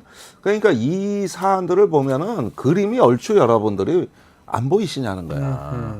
이 전체적인 그림이. 아니 그런데 이게 저는 우리 이제 달마대사 우리 촉 예언가 우리 김종대 의원님까지 질문 드리고 싶은 게 이게 그렇게 넘어갈 일인가요 싶어요. 이렇게 보호한다 해가지고 네. 됩니까? 저는 아니, 그게 더 궁금합니다. 근데 이제 제가 보기엔 네. 그렇습니다. 그 이종호 일당은 네. 제가 보기에는 프로예요. 만만한 집단이 아닙니다. 네. 왜 그러냐? 이 말하는 건 무슨 양아치 깡패같이 교양 없이 구는 건 그렇다 치더라도 네. 어디선가 이 사람들에 대한 자신감을 만들어줬다고. 자신감이 있다 이 말씀이에요. 그러니까 네. 지금까지 이렇게 움직이는 행태에다가 이제 고소하면서 전면전을 선포하고 나섰지 않습니까? 네. 여기서 이제 싸움을 걸면서 네. 자기들의 실력을 보여주고 싶은 거예요. 그런데 지금 금감위, 공수처, 예. 그다음에 국민의힘까지 이르는 전체적인 방탄전선이 구축돼 있다고 믿는 거 아닌가. 아하. 그러니까 이 사람들은요 이렇게 해서 지금 자기들이 누리는 어쩌면 뭐 특혜나 비즈니스가 예. 있다면 나중에 감옥 가도 상관없는 사람들입니다. 이 사람들의 신앙은 돈이에요. 돈을 위해서 돈을 모든 위해서. 거를 사는 밝힌다고 돈을. 예. 그러니까 이런 부분들을 우리가 이렇게 조금 눈여겨 보시면은 어떻게 보면은 저기 뭐냐 정권까지도 이 사람들 눈치를 보게 만드는 이런 요인들이 분명히 존재한다고 봐. 그러면 좀 이게 두렵습니까? 우리 의원님 이 사람 이종호 씨 등등이 아니 저는 고소도 했는데 여태까지 남의 얘기만 했는데 예. 이제 제가 당사자가 된 거예요. 이 당사자 되셨어요. 당사자가. 그래서요, 제가. 그래서 잘 됐고. 잘 된 겁니까? 두 번째는 그 김규현 변호사가 네. 이 참 험한 파도에 외로운 깃대처럼 흔들리고 혼자 헤쳐나가야 되는데 네. 이거 같이 옆에 서 있을 수 있게 됐다. 아하. 함께한다. 기성세대로서의 책무다. 그래서 그제 그 김규현 변호사 만났을 때 제 첫마디가 어이 고소 동기. 우리 동기야 이제 한 배를 탔어. 피고소인 동기입니다. 그러니까 예, 예. 그런 줄 알고 힘을 내세요. 네. 이렇게 말씀을 드렸는데 이거는 제 마음입니다. 네. 그러니까 이런 저간의 그 흐름들을 한번 잘 보시면은 어쩌면은 이 싸움이 네. 이 정부와 국민의힘의 어떤 뭘 들여다볼 수 있는 하나의 어떤 그 좋은 학습 재료이자 하나의 통로일 수가 있는 거기 때문에 이야. 굉장히 중요한 의미가 있겠구나. 네. 이런 면에서 일단은 뭐 두렵다 불안하다에 앞서 호기심을 억누를 수가 없는 거지. 이거를 그 고소장을 정말 보고 싶은 거고. 아하. 뭐 보게 될 겁니다. 고소를 어허. 했다고 하니까 보게 될 건데 저도 뭐 변호사 입장에서 이게 고소를 어떻게 했을까가 되게 궁금해요. 저도 네. 혹시 기회가 되면 저도 한번 보여주시면 네. 저도 한번 궁금해요. 뭘 잘못했는데요? 왜 고소를 했을까 글쎄. 싶기도 하고 아, 굉장히 궁금해요. 궁금합니다. 자, 어쨌든 간에 뭐 잘 됐다고 말씀 주셨는데, 자, 이 사건 자체가 시작 자체는 정말 최상병, 최혜병 특검으로 시작해서 지금은 3부 쪽으로 가서 글쎄 이게 맞다 그러면 정말 심각한 사안 아니겠습니까? 그리고 그렇게 이게- 지금 진행이 되는 것 같아요. 그냥 제가 납득하기 어렵거든요. 이종호를 보호하는 모습이나 3부 토금을 어떻게 해서 끊어보려고 하는 그게 모습 자체가 사실을 납득하기 좀 어렵거든요. 그래서 여러분들이 이게 잘 보셔야 되는 게 네. 지금 3부가 어떤 기업인지 아는 사람이 없어요. 네. 우선은 3부는 누구 겁니까? 이 질문이 핵심이에요. 3부가 누구 겁니까? 도대체 허구한 날 대주주가 바뀌고 허구한 날 거기서 뭐 아들이 주가 조작 사건이 터지고 네. 허구한 날 일어나는데 진짜 이 회사가 누구 건지 모르겠어요. 조씨 거 아닙니까? 아, 조씨 건데 그 지주 회사가 있고 그렇죠. 그 지주 회사에 지주 회사가 있고 복잡해요, 사실은. 지분도 거기서 있고. 계속 지분이 바뀌고 예. 이 집만 했어요. 그런 사이에 기업은 완전히 너덜너덜하게 돼가지고 경영을 뭘 하기를 했나. 네. 지금 뭐 보면은 사실은 내부적으로는 골병이 들어있는 기업인데 이거는 어떤 금융 세력의 놀이터 같아 보인다고요. 제가 보기에는. 근데 이런 기업이 어떻게 해서 수혜주가 되고 그러니까요. 장관하고 우크라이나를 가고 이게 어떻게 가능한 거냐 궁금한 게 너무 많거든요. 네. 그런 점에서 이건 한번 잘 들여다보셔야 돼요. 한번 보시죠. 네. 자, 그리고 대통령이 거부권 행사했던 최상병 특검법 결국 어제도 재표결을 했지만 부결이 됐고 자동 폐기가 됐습니다. 어떻게 보셨습니까? 아니 이거 뭐 거의 예상됐던 대로 된, 네, 예상됐던 예. 결과고 오히려 지금은 다시 특검안 발의할 때 그 제3자 추천이나 네. 또는 어떤 그 조사 범위 이런 것도 다시 한번 정비를 해서 다시 내셔야 되는데 네. 저는 국민의힘을 흔들어대는 데는 제3자 특검안을 받을 수도 있다. 이런 어떤 신호를 민주당이 발신하게 되면 네. 국민의힘을 앞으로 공략하는데 나름 좋은 카드가 될 거다. 네. 그런 점에서 앞으로 새로운 시작이라고 말씀드릴 수 있고 지략의 싸움이다. 요거는 지략의 싸움이다. 네, 지략의 싸움이다. 그리고 지금 오히려 의혹은 더 커졌기 때문에 네. 이 특검에 대한 국민적 지지는 변함이 없기 때문에 이건 확신을 갖고 계속 우리가 앞으로 밀고 나가야 될 사안인데 시기 방법 추천자 네. 범위 이런 문제들은 앞으로 좀 더 연구할 부분들이 있다고 보여집니다. 그 한동훈 당대표가 신임 대표가 되고 바로 첫 업무가 이거였던 것 같아요. 뭐 의총도 했던 것 같은데 어떻게 좀 첫 관문은 무난히 넘어갔다 이렇게 봐야 될 것 같습니까? 그렇죠. 그러니까 한동훈 대표 입장에서? 예. 네. 그런데 의외로 여당 내에서 견제구가 먼저 나왔어요. 김재원, 네. 김민전 등 원내대표 의견 듣겠다. 원내대표 의견 듣겠다. 아니 어떻게 대표되고 나서 처음 바로 봤어요? 첫날 그 얘기를 합니까? 참, 네. 그러니까 처음부터 예. 이 특검에 대해서는 제3자 특검을 아예 그런 거 할 봉쇄하겠다. 생각 없다 이 말이잖아요. 예. 근데 이건 한동훈 입장에서는 한동훈 대표 입장에서는 굉장히 굴욕적인 거거든요. 네. 모멸감을 느낄 만한 사안이에요. 네. 그래서 앞으로 이 부분이 분명히 국민의힘 내에서도 급소구나. 네. 이게 바로 정치적 급소구나. 이런 부분을 오히려 일깨워주고 있다. 네. 요즘 국민의힘 하는 짓이 그래요. 저렇게 딱딱 밥상을 차려주더라고. 네. 그러면 좀 한동훈 대표가 예전에 주장했던 제3자 추천권 그 부분을 민주당이 좀 더 빨리 던지든지 야당 쪽에서 한다든지 뭐 이런 어떤 지략의 싸움이 좀 될 수도 있다. 예, 그런데 일단 국민의힘 내부를 조금 지켜보셔야 될 네. 겁니다. 어차피 8월 특검은 이제 물 건너갔기 때문에 네. 시간은 조금 두고 가는 수밖에 없어요. 네. 지금까지 내기야 2번이나 냈지만 뭐 번번이 부결되는데 이제 빨리 낸다는 게 뭐 그렇게 큰 의미가 있겠나. 어차피 같은 레코드판 계속 틀어댈 수는 없는 거고. 네. 조금 시기도 유연하게 가지시고 네. 연말에 예산까지 연계돼 있으니까 차라리 이걸 예산안하고 연계한다든가 조금 더 판을 좀 키우고 다른 어떤 그 사항과 연계되는 구도를 만들어 나가는 게 지략의 핵심이 아니겠느냐 하는 지금 생각이 개인적으로 삼부 토건 부분도 좀 같이 넣을 수는 없는 겁니까? 근데 그 삼부 토관 부분이라든가 사실은 그 대통령실이 박정훈 대령 그 항명 이건에 직접 개입했다든가 네. 지금 대형 사건들이 계속 더 아니 너무나 큰 사건들이 계속 터지고 연이어 있어요. 나타나고 예. 있거든요. 이거 다 사실은 별건도 될 수 있는 굵직굵직한 사안들입니다. 네.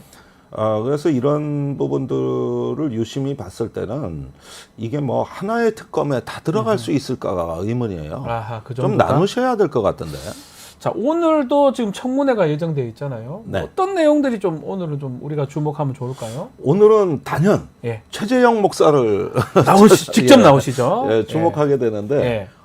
엊그제 오마이뉴스에 그 새로운 카톡 김건희 여사 네. 카톡 내용들이 쭉 나왔는데 내용이 기가 막힙니다. 야, 이게 또 오늘 그러면 청문회에서 이 얘기 다 나온다고 봐야 됩니까? 아니 그럼요. 아하. 그런데 제가 최재형 목사를 잘 알지만 네.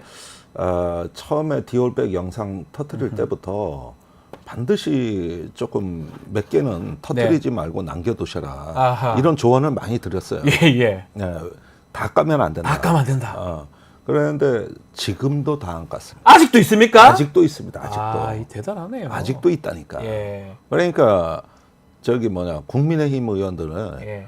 좌불안석일 거야 아마. 속이 타 들어갈 것 같은데 저희 월요일 날 최재형 목사님 직접 좀 모시고 이야기도 한번 들어보는 시간 갖겠습니다. 아마 오늘 청문회 하면 디올백이나 명품백 최재형 목사님 얘기들이 많이 나오겠네요, 사실은. 그렇습니다. 또 뭐 아니 그 외에도 네. 여러 가지 국정 개입 발언이라든가 사실은 우리는 밤의 대통령이 여사 아니냐는 의혹을 많이 얘기했는데 이번에 오마이 그 카톡을 보니까 예.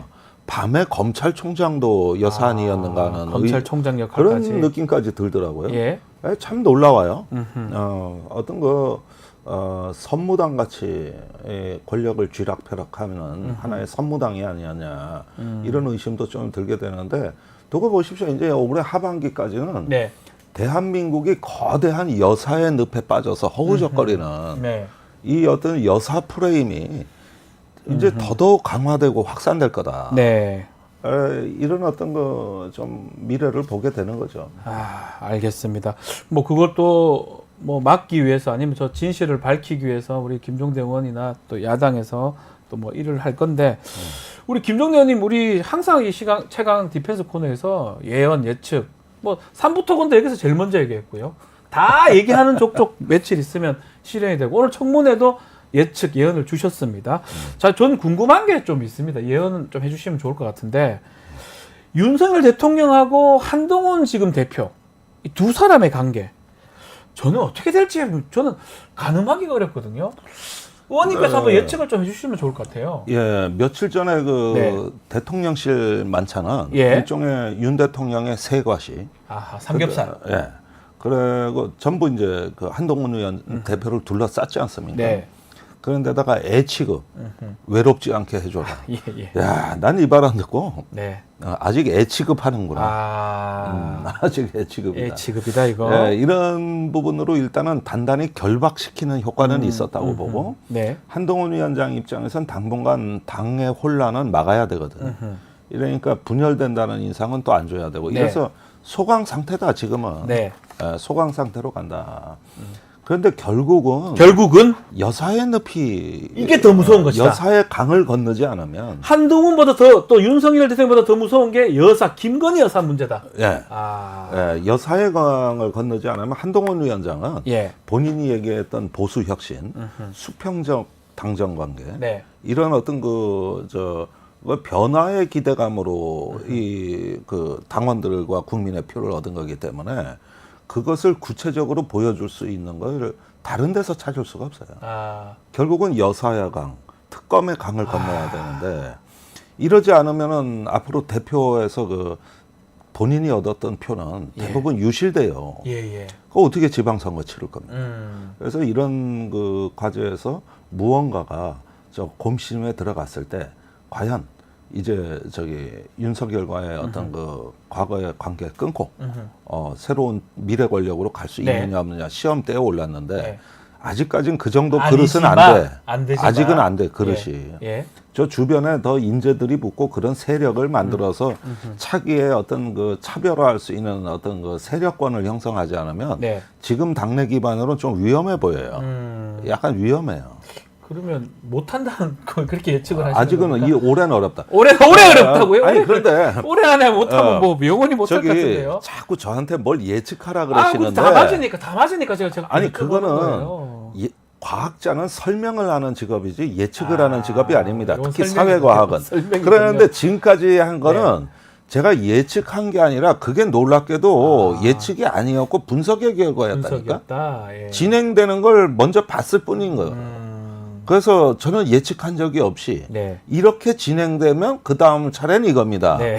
이 말씀을 드려온 거예요. 네네네. 제가 예측을 했다 그러면 천공이 되는 거야. 아, 천공은 뭐 그러지 않아도 달마대사라. 달마나 천공이나 뭐 비싸지 않습니까? 아, 죄송합니다. 비슷해요, 사실은. 예, 죄송합니다. 약간 비슷한 신공들이죠. 예. 네.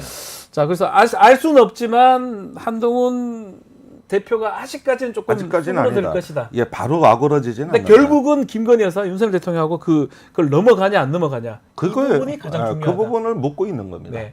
예. 그게 돼야 되는데 예. 만만치는 않다. 예. 이렇게 해석하면 되겠네요. 그렇죠. 예언은 아니고 분석이시네요. 아, 보면. 그렇죠. 예. 여사를 선택할 거냐, 국민을 선택할 거냐. 나는 그게 한동훈 앞에 놓인 질문지라고 봐요. 아, 누구를 선택할 것 같습니까? 알겠습니다. 그 더 이상 정말 어려운 질문이에요. 정말 어려운 그 질문. 질문 드리면 안 되나요? 어려운 질문이야, 이거. 네. 예. 올해까지 결정 못 합니까? 아, 오늘은 여기까지만 하시고. 여기까지 하시죠. 여기까지 하고, 이제 다음 진도가 나가야 하니까, 그건 다음 시간에. 예, 그거 보고 다시 말씀을 네, 또 네. 질문을 드려보도록 하겠습니다. 자, 오늘 최강 디펜스는 여기서 마무리하겠습니다. 김종대 의원과 함께했습니다. 감사합니다. 감사합니다. 자, 마치기 전에 안내 말씀 하나 드리겠습니다. 저희 설문조사가 진행되고 있습니다. 자, 뉴스 인사이다 아껴주시는 만큼 여러분의 의견 적극 수용하고자 하니까요.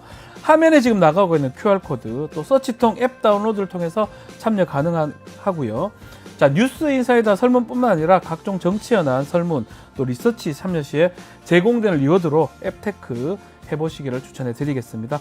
자, 다음 주 월요일 자 박영식 또 이상민 영식당 코너 준비되어 있고요. 좀 전에 얘기를 했지만 대담한 대담. 자, 오늘 아마 활약을 할 것 같아요. 최재형 목사하고 인터뷰가 대담 준비되어 있으니까요. 채널 고정해 주시고 월요일날도 많이 좀 봐주시길 바라겠습니다. 잠시 뒤 뉴스 인사 프라임 진행을 하고요. 자, 어디 가시지 마시고 조금만 기다려 주시기 바랍니다. 감사합니다.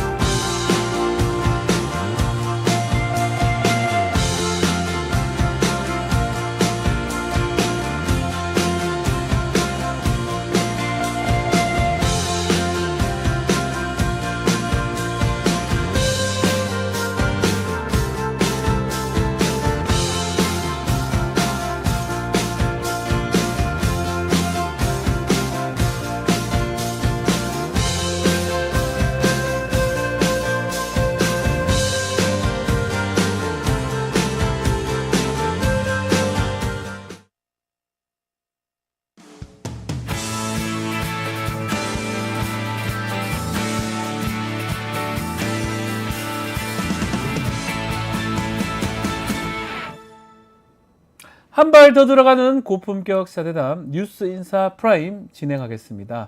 자, 금요일은 세계와 K입니다. 이 시간은 세계 속의 한국, 또 우리가 알아야 한국 세계 소식 자세하게 좀 전해드릴 텐데요. 문희정 평론가님 나오셨습니다. 안녕하십니까? 네, 안녕하십니까? 자, 이번 주도 미국 대선 이야기 먼저 해봐야 될 것 같습니다. 바이든은 결국은 저희가 계속 얘기했던 것처럼 사퇴를 했습니다. 후보에서. 네.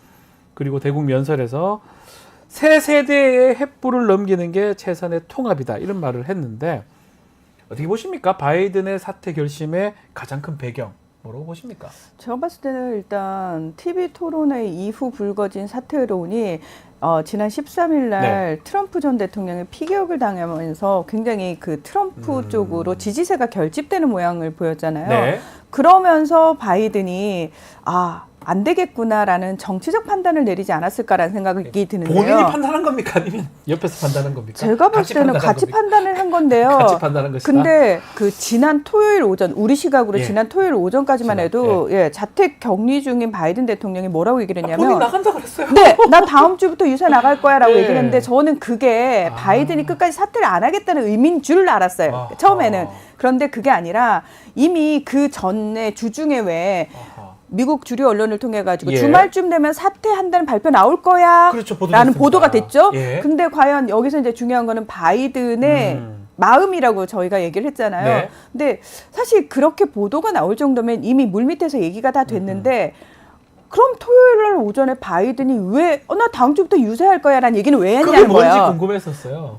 제가 봤을 때는 그거 아마 물밑에서 조율 과정에서 바이든 측이 뭔가 협상 카드를 내밀었는데 그게 안 받아들여지니까 바이든이 한 번 더 세게 던진 것 같고요. 예, 알겠습니다. 예, 그러니까 이제 물밑에서 알았다. 왜냐하면은 그 다음에 바로 X, 그러니까 트위터를 통해 가지고 서한을 발표를 하거든요. 대낮에. 그것도 심지어 굉장히 기습적으로 갑작스럽게 발표를 한단 말이죠.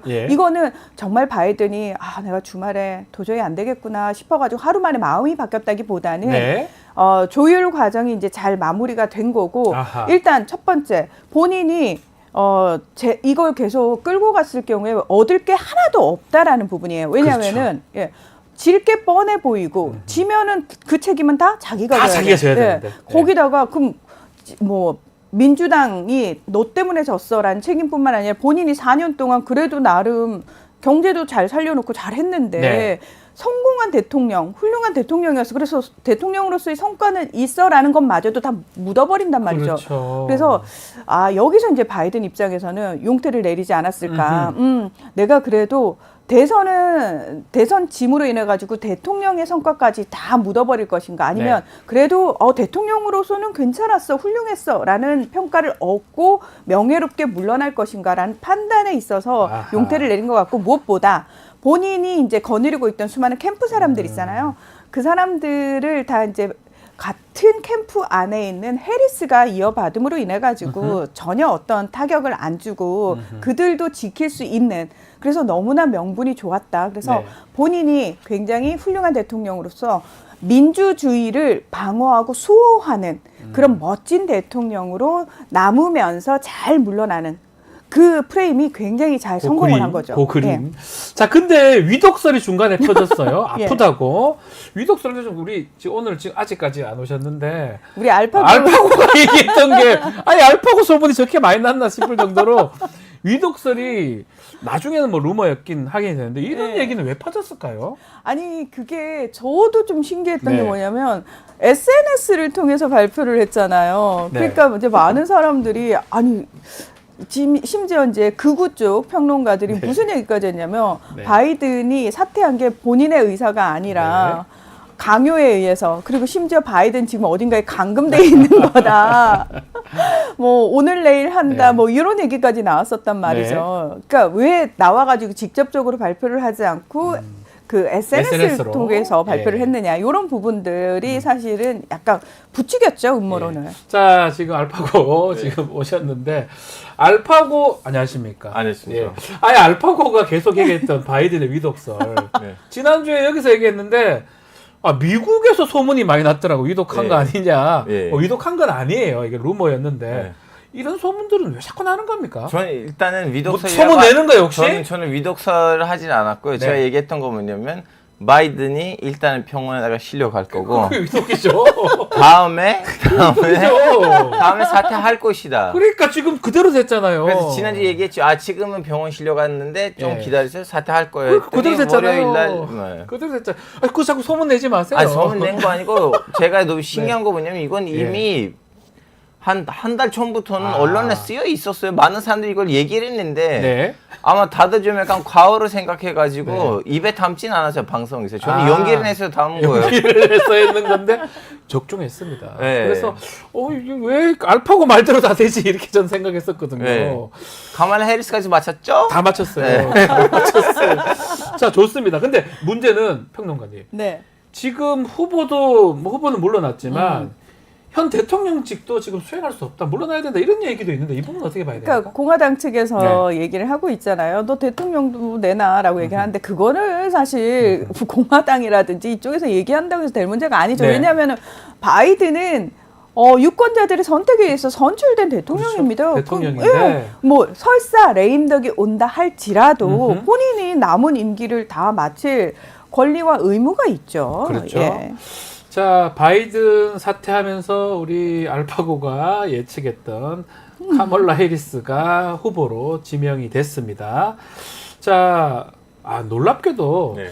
조사는 보면 트럼프를 앞서는 조사도 있는 것 같아요. 아 가끔씩 있는데 지금 아직 없어요. 왜냐면 인기가 그렇게 많지는 않지만 카멀라 해리스가. 근데 시간 좀 흘러가면 그걸 이제 역전할 수도 있을 가능성이 없지 않아 있어요. 왜냐하면 본인이 지금 쓰는 프레임이가 뭐냐면 나는 검사이잖아요. 그래서 검사죠? 나는 범죄자를 잡아야지. 검사와 범죄자. 네, 그래서 이분이 했던 얘기가 뭐냐면 지금 미국 시민들이 검사냐 아니면 범죄자냐를 찍어야 되는데 그리고 또 하나가 뭐냐면 트럼프가 자꾸 이용했던 무기를 지금 빼앗겼어요. 무슨 무기냐면 상대방은 자꾸 노인이라고 하고 치매 걸린 거 아니냐고 했는데 젊은 여자. 지금 이제 본인이 좀 약간 그리고 또 본인 얘기가 돼버렸다는 거죠. 그리고 또 트럼프. 이제 트럼프는 이제 이스라엘 문제에 있어서는 자꾸 바이든한테는 넌 우리 유태인들을 위해서 아무것도 안 하냐. 너 원래 유태인들이 우방국인데 카말라 해리스 남편이 유태인이에요.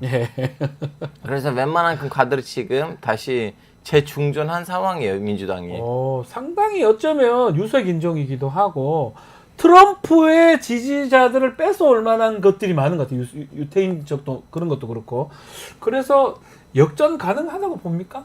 아니요. 그건 아니다. 네. 그럼에도 아니다. 정말 말 조심하세요. 네. 아이고 우리가 얘기하는 건 평론인데요. 뭐 예측 말씀하셔도 됩니다. 아니요. 지금 저는 사실 이 바이든에서 해리스로 넘어가는 과정이 굉장히 성공적이었다고 생각을 해요. 보입니다. 일사불란하고 왜냐하면 그 전까지는 민주당이 굉장히 혼란스러웠잖아요. 이 혼란을 한 큐에 정리하면서 갑자기 민주당 바람을 확 불게 할 수 있는 이게 과연 가능할까 했는데 제가 봤을 때는 그 바이든 지지 성향에 이제 언론들, 미국 주류 언론들이 일사불란하게 잘 움직여줬고 해리스가 생각보다 이제 뭐 준비를 잘 했는지 뭐 빨리빨리 이제 우려되는 부분들을 빨리빨리 이제 처리를 해가지고 확 지금 막 민주당이 사실은 그거죠. 미국은 어차피 당 색깔, 선호 당 색깔이 크게 변하지는 않잖아요. 그런데 지금까지 문제는 뭐였냐면 내가 민주당 지지자는 맞는데 난 바이든이 싫어서 나 투표 안 할 거야 라고 했던 사람들이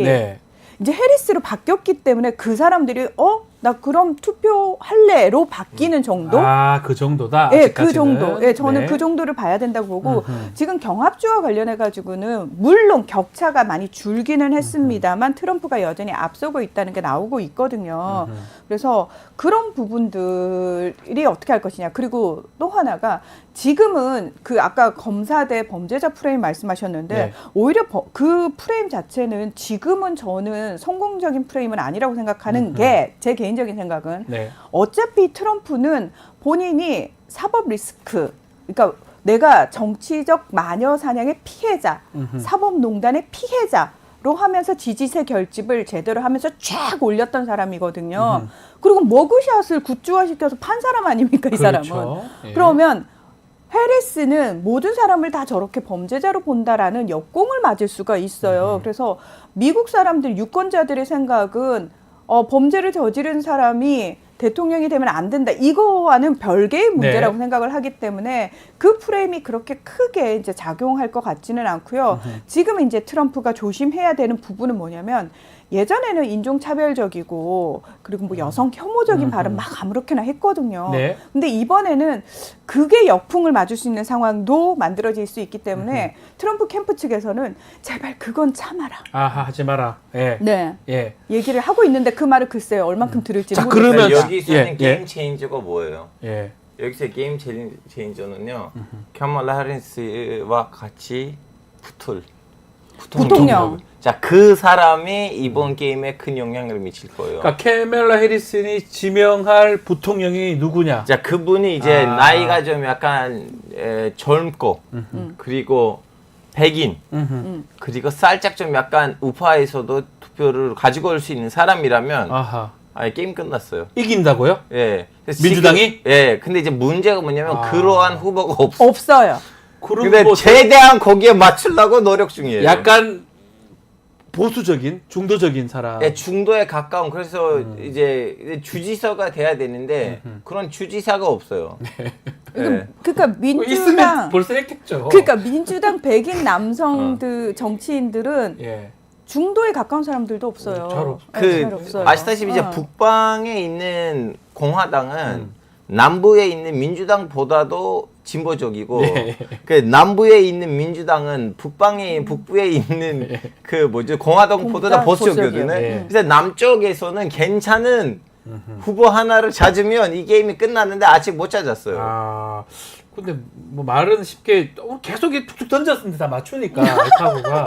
근데 그런 사람을 쉽게 찾았으면 벌써 거론이 됐을 건데 네. 만만치는 않을 것 같아요. 쉽지 않겠죠. 자, 근데 뭐 우리가 예측이긴 한데 만약에 해리스가 이제 아직까지 지명은 안 받았습니다. 근데 오바마 대통령도 막 그 지지 선언한다고 보도가 되고 있고 또 그 하원 의장 펠로시죠. 뭐 다 이렇게 막 지지 선언한다 그러면 이게 이변 없이 대선 후보가 되는 겁니까, 해리스가? 네, 네, 일단 그 뭐 후보를 승계하는 게 아니고 공식 지명 절차가 남아 있긴 아직까지는 하거든요. 그 전당대회가 끝난 건 아니잖아요, 여기는. 아유, 그럼요. 예. 예. 그래서 사실 지금 해리스가 대의원들한테 전화 걸어가지고 본인한테 필요한 매직 넘버 1976명은 이미 넘겼어요. 훌쩍 넘긴 상태. 넘어갔습니까, 예, 그게? 넘어간 예. 상황이고요. 민주당 전국위원회가 발표한 일정에 따르면은 일단은 8월 1일부터 투표를 하겠다라고 얘기를 하고 8월 7일까지는 무조건 후보를 선정하겠다, 네. 지명하겠다라는 입장입니다. 왜냐하면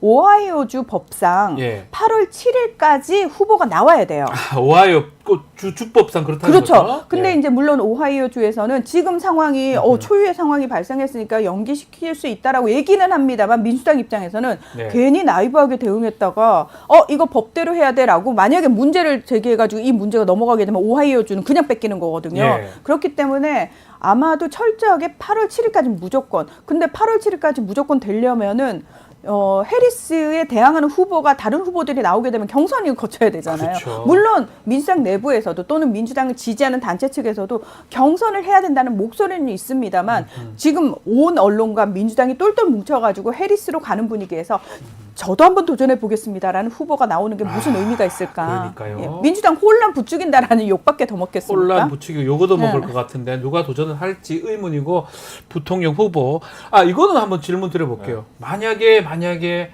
해리스가 지명을 받고 해리스가 당선까지 된다면 첫 여성 미국 대통령 아니겠습니까? 지난번 2010년에 힐러리는 떨어졌어요, 트럼프한테.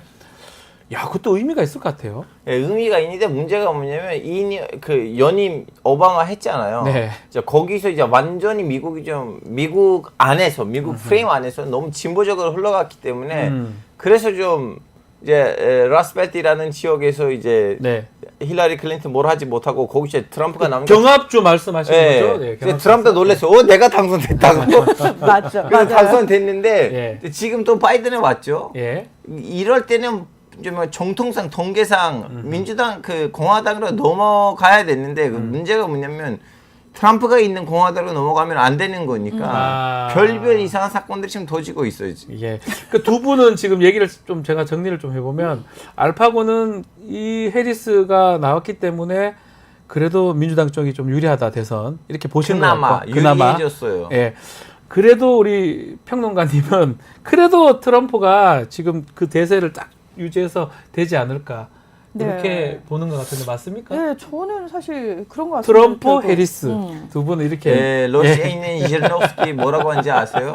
뭐라고 했나요? 2024년 미국 대선에 예. 지를 거라고 믿으세요? 라고 질문을 해요. 아 그렇습니까? 물론 그 사람이 예전에 이제 이상한 소리들을 한 적도 많은데요. 네. 근데 그 사람 말로는 미국에서 대선을 안 할 수도 있다. 아 아니면 후보 하나만으로 그 마치 좀 약간 한국에서 60년대 그 이승만 대통령의 마지막 선거처럼 후보 하나만 있고 부통령 2개 있는 그런 식으로 할 수도 있다라는 말인데 그게 가능하나요? 이번 선거 봅시다. 별별 일들이 벌어질 것 같은데요. 자 알겠습니다. 자꾸 음모론 쪽으로. 그 음모론으로 아니 하는데, 음모론은 예. 이제 이름 있는 사람이 제기하는 거예요. 이분이 지금 러시아에서는 뭐 푸틴 다음에 제일 유명한 사람이에요. 네, 알겠습니다. 자, 좀 저희 또 이 내용도 한번 짚어보겠습니다. 이스라엘이 지금 후티 반군이 장악한 예멘 항구를 공습했는데요. 네. 자, 가자 전쟁 이후에 예멘 본토에 대한 직접 공격이 아마 처음이 아니었나 생각이 드는데 어떻게 좀 보고 계십니까? 네, 아니 지금 예멘 후티 반군이 사실은 네. 지난해 10월부터 계속해서 홍해에서 네. 그 딱 입구를 지키고 있으면서 맞아요. 거기 지나다니는 상선에 대한 공격 계속했잖아요. 근데 이거 자체가 사실 미국이라든지 동맹국들이 뭐 우리가 함대 운영해가지고 얘네 막아내자 그랬는데 못 막고 있는 상황이었거든요. 예. 근데 이 지금 공격을 놓고는 사실 예멘은 오랫동안 내전을 하고 있는 나라고요. 네. 아직 내전이 공식적으로 끝나지 않은 상황입니다. 근데 정부군하고 후티 반군하고 지금 권력을 분점을 하고 있는 상황인데 네. 후티 반군이 지금 거의 뭐 60, 70%까지 영토를 이제 본인들이 영향력을 확장을 하고 있는 상황에서 이것까지 하고 있는 거거든요. 네. 그러니까 전 세계 강국인 미국과 이스라엘을 상대로 후티 반군은 이렇게 선전을 하고 있다라는 걸 이야. 광고하기에 너무 좋은 상황이 계속 어허. 펼쳐지고 있는 상황이에요. 예. 근데 이제 이스라엘이 사실 그동안 그러면 이스라엘이나 미국 입장에서 그냥 때리면 되잖아. 왜 못 때렸어? 사실은 홍해가 어디 관할이에요? 사우디아라비아. 사우디입니다. 사우디하고 사우디, 이집트. 예. 이집트. 예. 그러면은 거기서 지금 이스라엘이 공격을 했다. 이건 무슨 큰일 의미다? 나죠. 중동 전쟁 나는 거예요. 그렇죠. 예. 그런데 공격을 했단 말이죠. 이건 무슨 의미다? 그래서 지금 나오는 게 사우디하고 이집트가 저기 암묵적으로 우린 몰랐어요. 뭐 이러고 있는 묵인을 해줬기 때문에 이게 가능한 거 아니냐. 네. 네. 라는 얘기가 나오고 있죠. 왜냐하면 사우디는 2014년, 2015년부터 예멘 내전에 본인들이 들어갔어요. 네. 정부군 편에 들어갔거든요. 그러니까 후티 반군하고 사우디는 지금 적대적인 관계예요. 그렇죠. 예. 예. 근데 계속 사우디가 발렸단 말이죠. 그리고 너무나 불행하게도 후티 반군이 지금 너무나 생각보다 첨단 무기들 많이 가지고 있죠. 그 네. 무기들 다 어디서 온 걸까요? 사우디가 데리고 들어온 연합군으로부터 뺏은 무기란 말이에요. 그러니까 최첨단 무기들, 그러니까 후티 반군의 무기를 대준 게 결국은 사우디였단 말이죠. 네. 결과적으로. 예, 그래서 생각보다 너무 잘 싸우고 있는 상황에서 이스라엘이 여기를 친 겁니다. 자, 근데 이제 중동 전쟁으로 확전을 할 것이냐 말 것이냐. 확전까지 가지는 안 될 것이다. 되겠죠. 예. 알파고도 한번 짚어주십시오. 그렇게 예멘이 네. 그 이슬람 역사를 보시면 항상 그 조항을 많이 하던 동네예요. 오스만 제국 시대에서도 네. 무슬림 지역들 중에서 이렇게 반란이 많았던 지역이 예멘이었고 예멘이. 사우디 왕가가 이제 그 아라비아 반도를 독립시킬 때는 예멘 국경에 도착하니까 이제 여기서 멈추자 이놈들이랑 우리 엮이지 말자고 해서 거기서 이제 멈춘 거고 이제 그러다가 이제 최근에 와서 이제 예멘이 몇 차례로 그 내전을 일으켰어요. 50, 60년 때는 왕당파냐 공화파냐 이렇게 한번 붙었고 다음에는 공산주의냐 공산주의 아니냐 한번 붙었고 그리고 네. 또 최근에 와서 이제 2010년 이후로부터 아랍 봄 이후로부터는 이제 후티 반군이냐 아니냐를 가지고 한번 붙었는데 그때 사우디는 개입했어요. 네. 왠지 이제 소양 세력이 자신을 지지할 줄 알았어요. 왜냐하면 후티 반군은 이란이란 동맹을 맺은 상황이었거든요. 네. 그리고 여기서도 좀 추가적으로 말씀드리자면 후티 반군이라고 하면 후티 반군 애들이 기분이 나빠요. 왜냐하면 후티 반군, 후티라는 단어 자체가 비하 발언이에요. 후티 자체가? 네, 왜냐하면 어떤 뜻인가요? 그 사람은 성씨인데 아. 그 예를 들면 독립군을 네. 김구이의 놈들 뭐 이런 아, 식으로 부르는 이렇게. 걸로 똑같아요. 아, 그래서 아. 그 사람들 기분이 너무 나쁘고 그분들 본인들은 안사룰라이라고 하거든요. 네, 그래서 후티 안사룰라. 방군이라고 했을 때는 또 옆에다가 안사룰라 안사룰라. 붙으면 좋은데 네. 이제 이분들은 사우디가 붙었어요. 근데 사우디는 두 가지 놀란 거. 하나는 내가 서양이 싫어하는 이 애들이랑 붙고 있는데 왜 서양이 나를 비판하냐. 그리고 두 번째는 미국이 제대로 지원하지는 않았어요. 네. 그래서 사우디가 붙었다 보니까 안 되니까 이분들이랑 하회했어요. 그래서 사우디에서는 내전을 좀 약간 휴전 같은 느낌으로 정식은 아닌데 휴전 같은 걸 하자고 해서 정상회담을 했고 그래서 통일 정부가 생겼어요. 네. 근데 이제 후티 방군이 똑똑한 거 뭐냐면 딱 봐도 그 과정에서 국방부가 걔네들한테 넘어온 거예요. 아하. 그래서 이 그 동일 정부, 연합 정부에서 우리는 굳이 좀 약간 사람을 많이 보낼 필요가 없고 그래서 8명으로 구성되어 있는데 여기 후티 한방군 한 명만 들어가 있어요. 네. 정부에. 예. 그리고 한 명도 살짝 후티의 눈치를 보는 사람, 아. 나머지는 다 기타예요. 왜냐면 후티 보기에는 뭐 정부에 없어도 되고 어차피 국방부를 우리가 먹었는데. 그러니까요. 그러다가 이제 아직도 후티 반군이 본인 직접 그 관리하는 땅이 있고 아랍에미레이트의 눈치를 보고 관리되는 땅이 있고 그리고 사우디의 눈치를 보고 관리하는 네. 땅이 있긴 하지만 근데 군부는 거의 후티 반군이 차지한 상황이에요. 그런 상황이네요. 그래서 예. 지금 후티 반군은 싸운다고 우리는 하긴 하지만 결론적으로 예멘 군이 싸운다고 봐야 되고 예멘군이라고 봐야 예, 된다 이거는. 그동안 네. 이제 이 예멘이 이스라엘을 때리고 있었는데 그렇죠. 미국하고 영국이 막고 있었어요. 그 방공 미사일 예. 덕분에. 예. 근데 이제 뚫었어요. 이번에 처음으로 뚫었어요. 그리고 신기한 건 뭐냐면 이제 그거 이제 자료가 나왔는데 후티 반군이 보냈던 드론이 수단에 갔다가 이집트에 갔다가 이집트 다음에 가서 때린 뱅뱅 거예요. 돌아서 갔네요. 예. 예. 이제 수단은 내전 상태이니까 뭐 그렇다 치고 그리고 뭐 그 드론을 볼 수 있는 군사 뭐 기술이 있는지도 우리는 모르고 근데 이집트는 있단 말이죠. 네. 그럼 이집트 이 정보를 왜 이스라엘한테 안 줬어? 왜냐면 병화 협정을 맺었는데 아. 최근에 와서 이제 그 필라델피아 지구이라는 그 가자 지구에서 지금 이스라엘하고 이집트 사이가 안 좋거든요. 네. 그래서 그런 것 같은데 이집트가 이스라엘에 그래 정보를 안 준 것이다. 원래 주고 줘야 되는데. 네, 원래 주고 있었는데 예. 이번에 안 줬다는 걸 보니까 좀 약간 왠지 그 부분이 깨진 것 같고 물론 이집트 말로는 우리가 몰랐다고 하는데요. 그렇게 얘기는 하죠. 네. 근데 이제 여기서 문제가 뭐냐면 이스라엘에 와서 지금 이 항구를 때렸어요. 왜냐하면 이스라엘 말로는 여기에서 이제 이란으로부터 오고 있었던 그 무기들이 예멘에 들어가니까 그 항구는 단순히 시민 시설 아니고 그렇죠. 군사 시설이다. 군사 시설이다. 근데 그 항구 하나 때린다고 해서 후티 반군 애들이 멈출 것인가? 아, 그냥 계속 바로 할 것이다? 국경에 붙어 있는 사우디가 그동안 전쟁을 했는데 안 멈췄는데 국경이 없는 이스라엘이 가서 뭐 공습을 한다고 해서 뭐가 달라질 것인가? 라는 질문인데 그리고 여기서는 한 가지 더 말씀드리자면 네. 이스라엘이 인생 처음으로 예. 자기와 국경이 없는 나라를 공식적으로 인정하면서 가서 공습했어요. 예전에는 이런 적이 없었어요. 없었다. 이게 처음이다. 네. 알겠습니다. 자, 네타냐후 총리 얘기를 좀 해보겠습니다. 미국 의회에서 합동 연설을 했는데 뭐 반응이 별로 안 좋았던 것 같아요. 4번째 연설인데 뭐 미국 이스라엘 합쳐서 좀 하자 했는데 사람들 참석도 안 했던 것 같고 어떻게 봐야 됩니까? 이건 다 철저하게 이제 정치적인 또 이유죠. 계산된 겁니까? 예. 예. 네타냐후 총리가 네. 내심 다음 대통령으로 바라는 사람이 누굴까요? 뭐 지금 이쪽이 해야 되죠. 네타냐후는 네. 트럼프 전 대통령이랑 사이가 너무 좋았던 사람이에요. 그래요? 네. 그래서 해리스가 나온 거예요? 예. 자, 근데 해리스 입장에서는 어떤 그 눈치를 봐야 되냐면은 바이든이 왜 인기가 없었는지 첫 번째 물가 때문이에요. 식료품 가격 너무 비싸잖아. 내가 네. 먹고 사니까 너무 힘들어서 바이든이 경제를 살렸다고 하는데 난 그건 모르겠고 난 먹고 살기 힘드니까 바이든 싫어. 또 하나. 아니 난 먹고 살기 힘들어 죽겠는데 왜 우크라이나하고 이스라엘의 지원을 이렇게 끊임없이 해가지고 우리를 더 힘들게 하는 거야. 요거 두 개였거든요. 네.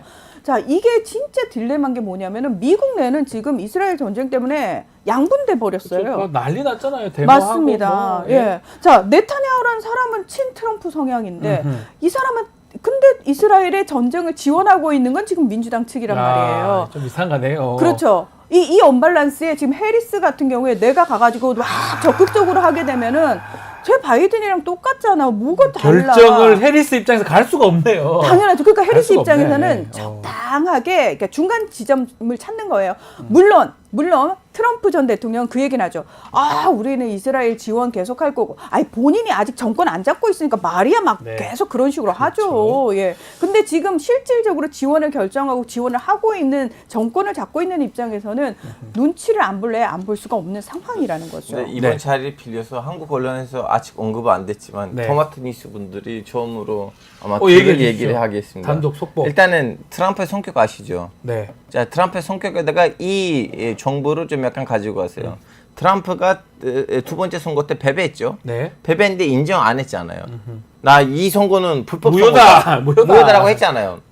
그때 바이든을 제일 먼저 축하한 국가수장이 어느 나라 국가수장이에요? 이스라엘입니까?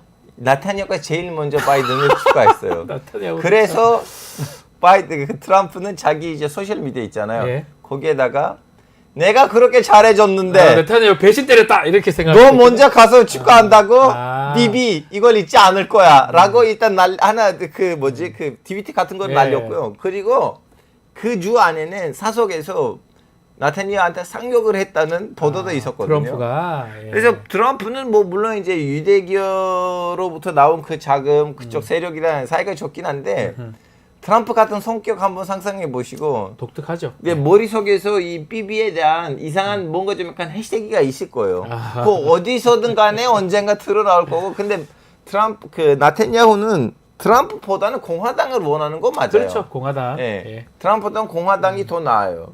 근데 지금은 공화당 이꼬르 트럼프가 트럼프의 돼버렸죠. 예, 상황이 그렇게 돼버렸어요. 알겠습니다. 자, 오늘 세계화 K 코너 여기서 마무리. 글쎄요, 두 분은 조금 달리 보는데 과연 해리스냐, 과연 트럼프냐. 정말 전 세계가 정말 관심을 갖는 대선입니다. 있어요. 많은 일들이 계속 여기 얘기를 알파고 하는데. 말처럼 예. 지금 이 예.